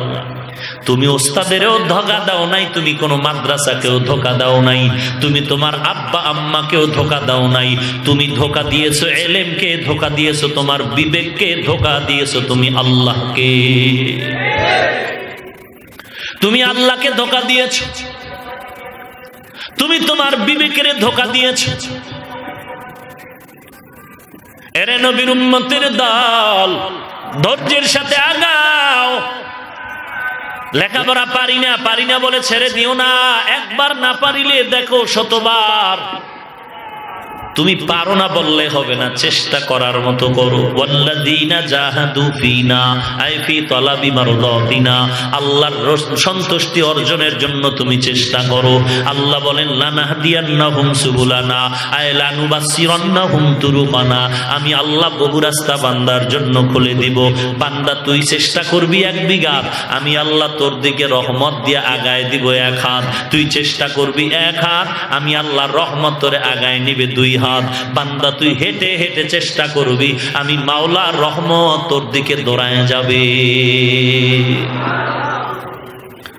চেষ্টা করার মতো করো। চেষ্টার 1 নাম্বার গুনাদব, 2 নাম্বারে ধৈর্য, 3 নাম্বারে চোখের পানির কান্না। বলো রে আল্লাহর গোলাম, তুমি আল্লাহর মারিফত অর্জনের জন্য কতটুকু চেষ্টা করে কান্না করেছো? তুমি তো নিজেই কান্না করো না, কেউ যদি কান্না করে তার বিরুদ্ধে লেগে গেছো, কান্না দেখতে পারো না। আল্লাহ বলেন ফালিয়াযহাকু কালিলা ওয়ালিয়াবকু কাসীরা, কম হাসো, বেশি বেশি কান্না করো। মদিনাতুর রাসূল বলেন কান্না করে যদি 1 ফোঁটা চোখের পানি ফেলে দাও, জাহান্নামের আগুন তোমার জন্য হারাম হয়ে যাবে। ওরে আল্লাহর গোলাম, আজকে সবাই নামাজের কাতারে দাঁড়ায় গেল, ইমাম সাহেব কেরাত পড়ে, কারো চোখের পানি পড়ে আর কারো চোখে পানি নাই। বয়ান হয়ে গেল, মোনাজাতে হাত তুললাম সবাই, কারো চোখে পানি ধরে রাখতে পারে না, আর আমার চোখে কোনো পানি আসে না। মনে করিস না রে বাবা, চোখের পানি না আসাটা বুঝি কামিয়াবির পরিচয়? না না, যার চোখে পানি তার উপরেই আমার আল্লাহর বড় মায়ার নজর। আল্লাহর কাছে কান্নার তৌফিক কামনা করো। নূহ নবী এত কাঁদলেন, আল্লাহ তাআলা তাকে কান্নার আওয়াজ দিয়ে ডাকলেন, ইয়া নূহ, ও ক্রন্দনকারী নবী। আমার মায়ার নবী সারা রাত কান্না, সাহাবায়ে কেরামের কান্না, আজকে কান্নার আওয়াজ নাই। এরে আল্লাহর গোলাম, আল্লাহর কাছে কান্না করে তওবা করো, তওবা করো, কান্না করো। এটাই হলো চেষ্টার শেষ ফল, কান্না করা। সবাই মোনাজাত ধরে কাঁদে, আমার চোখে পানি নেই কেন? আসলে আমার গুনার কারণে দিলটা পাথর হয়ে গেল। ও আল্লাহ, তুমি এই ময়দানে রহমতের বৃষ্টি দিয়ে আমার দিলটাকে নরম করে দাও, কান্নাওয়ালা চক্ষু দাও, জিকিরওয়ালা জিহ্বা দান করো, আখিরাতের ফিকিরওয়ালা কলব দান করো। যেই চোখে পানি নাই ওই চোখ আমি চাই না, যেই জিহ্বায় আল্লাহ তোমার নাম নাই, জিকির নাই, সে জিহ্বা আমি চাই না। যেই অন্তরে আখিরাতের ফিকির নাই, সে অন্তর আমি চাই না। আল্লাহর মোহাব্বত নিয়ে কান্না করো। কত বান্দা বয়ান শুনে শুনে নামাজ নাই, রোজা নাই, কিন্তু কান্না, দিলটা নরম হয়ে গেল, কারণ তার দিলের তামান্নাটা বড়। ফ্রেশ দিল নিয়ে বসে, জাহান্নামের ভয় অন্তরে ঢুকে গেল। এরে নবীর উম্মতের দল, এই জমিনে তোমার আমার চিরদিন থাকার স্থান না। আসছি একদিন, চলে যাব একদিন, কিন্তু মাঝখানে করলাম কি, সাথে নিলাম কি? এই চিন্তা করে করে আল্লাহওয়ালারা জিন্দেগিটা কান্নায় কান্নায় শেষ করলেন। এরে নবীর উম্মতের দল, রশিদ আহমদ গাঙ্গুহি রহমাতুল্লাহ আলাইহি 22 বছর পরে একবার তার তাকবীরুল্লাহ ছুটে গেল। 22 বছর পর, 22 বছর পরে তাকবীরুল্লাহ ছুটে গেল। অথচ কত বড় আলেম, কত বড় মুহাদ্দিস রশিদ আহমদ গাঙ্গুহি রহমাতুল্লাহ আলাইহির মতো বড় মুহাদ্দিস এই জমিনে এখন বর্তমানে কেউ নাই। অথচ তার 22 বছর পরে একবার তাকবীরুল্লাহ ছুটে যায়। এত কাঁদা কাঁদলেন, মনে হয় জানো তার সন্তানের ইন্তেকালেও এত কান্না কাঁদেন নাই। এরে নবীর উম্মতের দল, চোখ দুটো বন্ধ করে ডানে বামে তাকায় দেখো, জীবনের কত সাথী হারাইলাম। লেখাপড়ার মাঠে কত বন্ধু ছিল, আজকে নাই। খেলার জীবনে কত বন্ধু ছিল, আজকে নাই। কর্মজীবনে কত বন্ধু নিয়ে আড্ডা দিলাম, আজকে নাই। ডানে বামে তাকায় দেখি আমি একা একা হয়ে যাচ্ছি, কেউ নাই। এমন একটা দিন আসবে, আমারও কবরের ডাক এসে যাবে। ঘরের থেকে আওয়াজ হবে, মসজিদের মাইকে আওয়াজ, ফজরের নামাজের পরে আজান দিবে মুয়াজ্জিন, আস-সালাতু খায়রুম মিনান নাওম। আওয়াজ দেওয়ার পরে, আজানের পরে ইন্না লিল্লাহর আওয়াজ দিয়ে বলবে, এলাকার মধ্যে মুকাল্লার বান্দা নাই। গত বছর এই ময়দানে বয়ান চলছে, তার আগের বছর এই বয়ান চলছে, কিন্তু গত বছর যে আল্লাহর বান্দারা ছিল, খোঁজ নিয়ে দেখো আজকে অনেক আল্লাহর বান্দা দুনিয়াতে নাই। আগামী বছর বয়ান চলবে লাগাতার, কিন্তু কে থাকবে জানা নাই। ওই অন্ধকার কবরে কে কার আগে যাবে হিসাব নাই। এরে আল্লাহর গোলাম, ওই চিন্তাটা অন্তরে ঢুকাও। জাহান্নামের ভয়। জীবনে গুনাহ করে করে জীবনটারে নষ্ট করে ফেলেছি। চোখ দুটো বন্ধ করে তাকায় দেখি আমার মতো গুনাহগারের ময়দানে কেউ নাই। সবাই এসে মুসাফা করে, পানির বোতল নিয়ে বলে হুজুর একটু দম করে দেন। বাচ্চা নিয়ে কয় হুজুর একটু ফু দিয়ে দেন। কেন? বাচ্চাটা অসুস্থ। পানির বোতল কেন? বলে ঘরের মধ্যে অসুস্থ।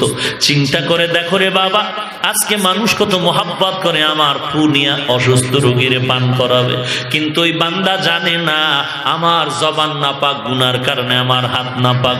যদি জানতো জীবনটা গেল, বোতল নিয়ে পানিতে দম নিত না। ওরে আল্লাহর বান্দা, নিজেরই নিজে যদি একটু চিন্তা করে বিচার করো, বাহিরের কারো বয়ানের দরকার নাই। চোখ দুটো বন্ধ করে আমি চিন্তা করে দেখি, আমাকে সবাই কত সম্মানের চেয়ারে বসায় দিল। আসলে এই চেয়ারে বসার মতো যোগ্যতা যা দরকার তার এক বিন্দু আমার ভেতরে নাই। মানুষ কত সম্মানের চেয়ারে আমারে ডাকে, কিন্তু এই সম্মানের যোগ্যতা আর কিছুই আমার মধ্যে নাই।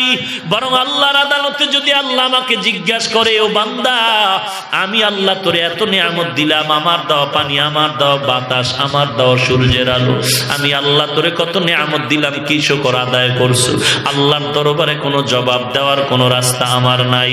ওরে বান্দা, আল্লাহর কাছে এতটুকু যদি বলতে পারি, আল্লাহ চেষ্টা করেছি গুনাহের থেকে বাঁচার জন্য।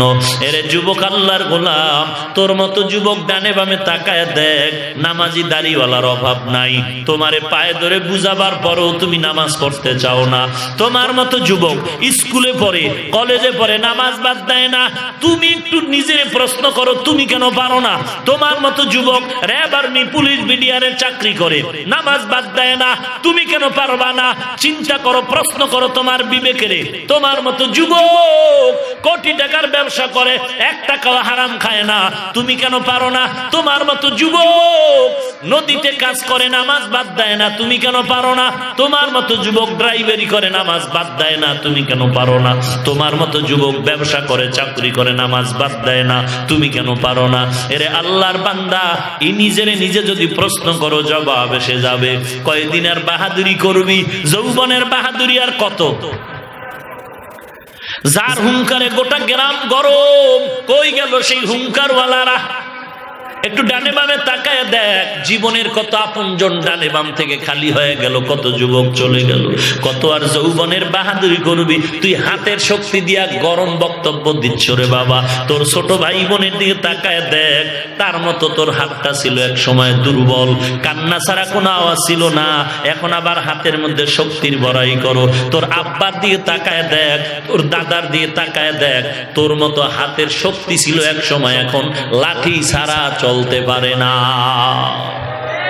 এখন তাকে লাঠি না দিলে সে দাঁড়ায় থাকতে পারে না। তোর মতোই যৌবন ছিল তার, কই গেল সেই যৌবন? বরং তুই এখন ভালো খানা খাইয়াও তোর দাদার সেই সময়ের শক্তি এখন বুড়া বয়সে যা আছে তাও তোর নাই। কারণ তুই বাজে খানা খাইছো, বাজে নেশা করে করে জীবনটারে নষ্ট করছো। বাজে নেশায় তুই জীবনটারে ধ্বংস করে দিলি।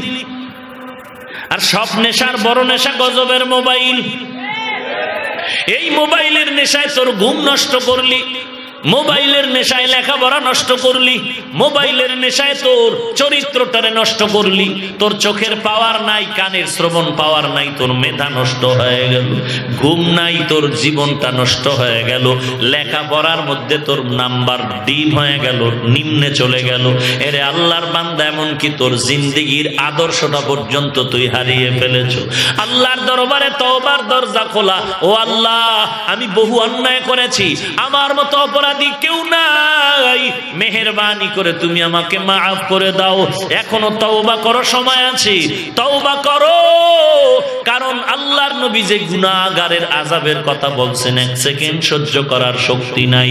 বান্দা যদি গুনাহ নিয়ে কবরে যাও, আল্লাহর নবী ভয়ঙ্কর আযাবের কথা বলেছেন। ওই কবরওয়ালা গুনাহ নিয়ে যারা যাবে, কবরের 2 পার্শ্বের মাটির চাপ, সাপের আঘাত, হাসরের ময়দানে আরো ভয়ঙ্কর সূর্যের তাপ মাথার উপরে চলে আসবে। এরে আল্লাহর বান্দা, বালিশে মাথা লাগায় চিন্তা কর। এরে বান্দা, কোরআন সত্য, নবীর কথা সত্য, সত্য, কোরআন হাদিস যদি সত্য তোর অন্তর বলে জাহান্নামের আযাব গুনাহগারের হবে, এ কথাটাও সত্য। মানো আর না মানো, বিশ্বাস করে বাতি নিভায় ঘুমা। আর এই অন্তরের প্রশ্ন কর, ঘুমের মধ্যেও তো কত মানুষ মরে যায়। আমি যে ঘুমায় গেলাম, আমি যদি ঘুমের ঘরে মারা যাই আমার কি উপায় হবে?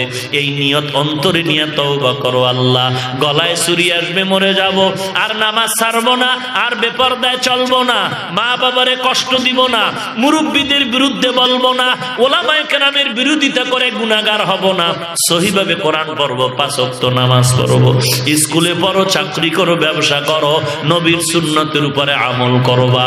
আল্লাহর মোহাব্বত নিয়া তওবা যদি করে চোখের পানি ছেড়ে আল্লাহর দরবারে ক্ষমা চাইতে পারো, আল্লাহর ওয়াদা চোখের পানি গালের নিচে আসার আগে জীবনের সব গুনাহ মাফ হয়ে যাবে। মুনাফিকিনা রে বাবা, তুমি যদি তওবা না করো তোমার কবরে তুমি যাবা, তোমার জবাব তুমি দিবা। আমার কবরে আমি যাব, আমার জবাব আমি দিব। তবে অনুরোধ করে বলছি রে যুবক, ও পর্দার আড়ালের মা, আমিও তো মায়ের সন্তান, তুমিও তো মা, হাফেজে কোরআনের মাও মা, আলেমের মাও মা, খাজা মুঈনুদ্দিন চিশতির মাও মা, তুমিও মা, কোরআনওয়ালার মাও মা, তুমিও মা। মনে কি চায় না তুমি কোরআনওয়ালার একজন মা হয়ে কবরে যাও? তোমার জানাজার ইমামতি তোমার সন্তান করবে, এর থেকে বড় পাওনা আর কিছুই নাই। আল্লাহর কাছে তওবা করো। এখনো এলাকায় খোঁজ নাও, এমন মহিলা ঘরে পাওয়া যাবে তাহাজ্জুদ নামাজ পর্যন্ত এখনো বাদ দেয় না। আম্মা জান, তুমি আজকে মার্কেটে না নিলে স্বামীর সাথে ঝগড়া করো। ওরে মা, অন্তর দিয়া বলি, আল্লাহর মোহাব্বত নিয়ে বলি, দুনিয়াটা কিছুই না, তওবা করো রে মা। স্বামীর খেদমত করো এবং জবানকে হেফাজত করো, গীবত শিকায়াত থেকে নিজেকে হেফাজত করো, সহিভাবে কোরআন পড়ো, 5 ওয়াক্ত নামাজ পড়ো, আল্লাহর দেওয়া নেয়ামত সন্তানগুলো মানুষ বানাও, কোরআনওয়ালা সন্তানের মা হয়ে যাও। জীবনে অন্যায় যদি করে থাকো আল্লাহর কাছে তওবা করো, আল্লাহ তুমি আমাকে মাফ করে দাও। গুনাহ করে করে যত অন্যায় করে জীবনটারে নষ্ট করেছি, আজকে থেকে আমি প্রতিজ্ঞাবদ্ধ নিয়ত করেছি আর তওবা করতেছি, আর জীবনে অন্যায় করব না, মা বাবারে কষ্ট দিব না, স্বামীর মনে কষ্ট দিব না, জীবনে আর বেপরদায় চলবো না। ও আল্লাহ, তুমি আমাকে মাফ করে দাও। তওবা করার যদি খাঁটি নিয়ত থাকে, মুনাফিকি না থাকে, খাঁটি তওবার নিয়তে দুটো হাত আমার আল্লাহকে দেখায়া দাও। আয় আল্লাহ, সবার হাত আপনি কবুল করে নেন। তওবার নিয়তে হাত তুলেছি, তওবা কবুল করে নেন। তওবার উপরে মজবুত হয়ে চলার তৌফিক দান করেন আল্লাহ। আয় আল্লাহ, নবীর সুন্নাতওয়ালা জিন্দেগি দান করেন। আয় আল্লাহ, তওবার উপরে মজবুত হয়ে চলার তৌফিক দান করেন। গুনাহের প্রতি ঘৃণা জমায়ে দেন আল্লাহ। আয় আল্লাহ, আমাদের সবাইকে দ্বীনের খাদেম হিসেবে কবুল করে নেন। বেশি বেশি নেক আমল করার তৌফিক দান করেন, আমিন। আলহামদুলিল্লাহি রাব্বিল আলামিন, ওয়াসসালাতু ওয়াসসালামু আলা সাইয়্যিদিল আমবিয়া ওয়াল মুরসালিন ওয়া আলা আলিহি ওয়া আসহাবিহি আজমাইন। ইয়া আরহামার রাহিমিন, ইয়া আরহামার রাহিমিন, ইয়া আরহামার রাহিমিন। রব্বিরহামহুমা কামা রব্বায়ানি সগীরা, রব্বিরহামহুমা কামা রব্বায়ানি সগীরা। ও দয়ার মালিক, গুনাহের বোঝা মাথায় নিয়ে আপনার দরওয়াজায় হাত তুলেছে, কুদরতের নজর দিয়ে তাকায় দেখেন এই ময়দানের ভেতরে কত উলামায়ে কেরামরা হাত তুলেছেন, কত ছাত্র ভাইরা হাত তুলেছে। আয় আল্লাহ, কত যুবক, কত ছাত্র ভাই, কত মুরব্বী, সাদা দাড়িওয়ালা হাজী সাহেব, কত ব্যবসায়ী, কত শ্রমিক, কত চাকরিজীবী। আয় আল্লাহ,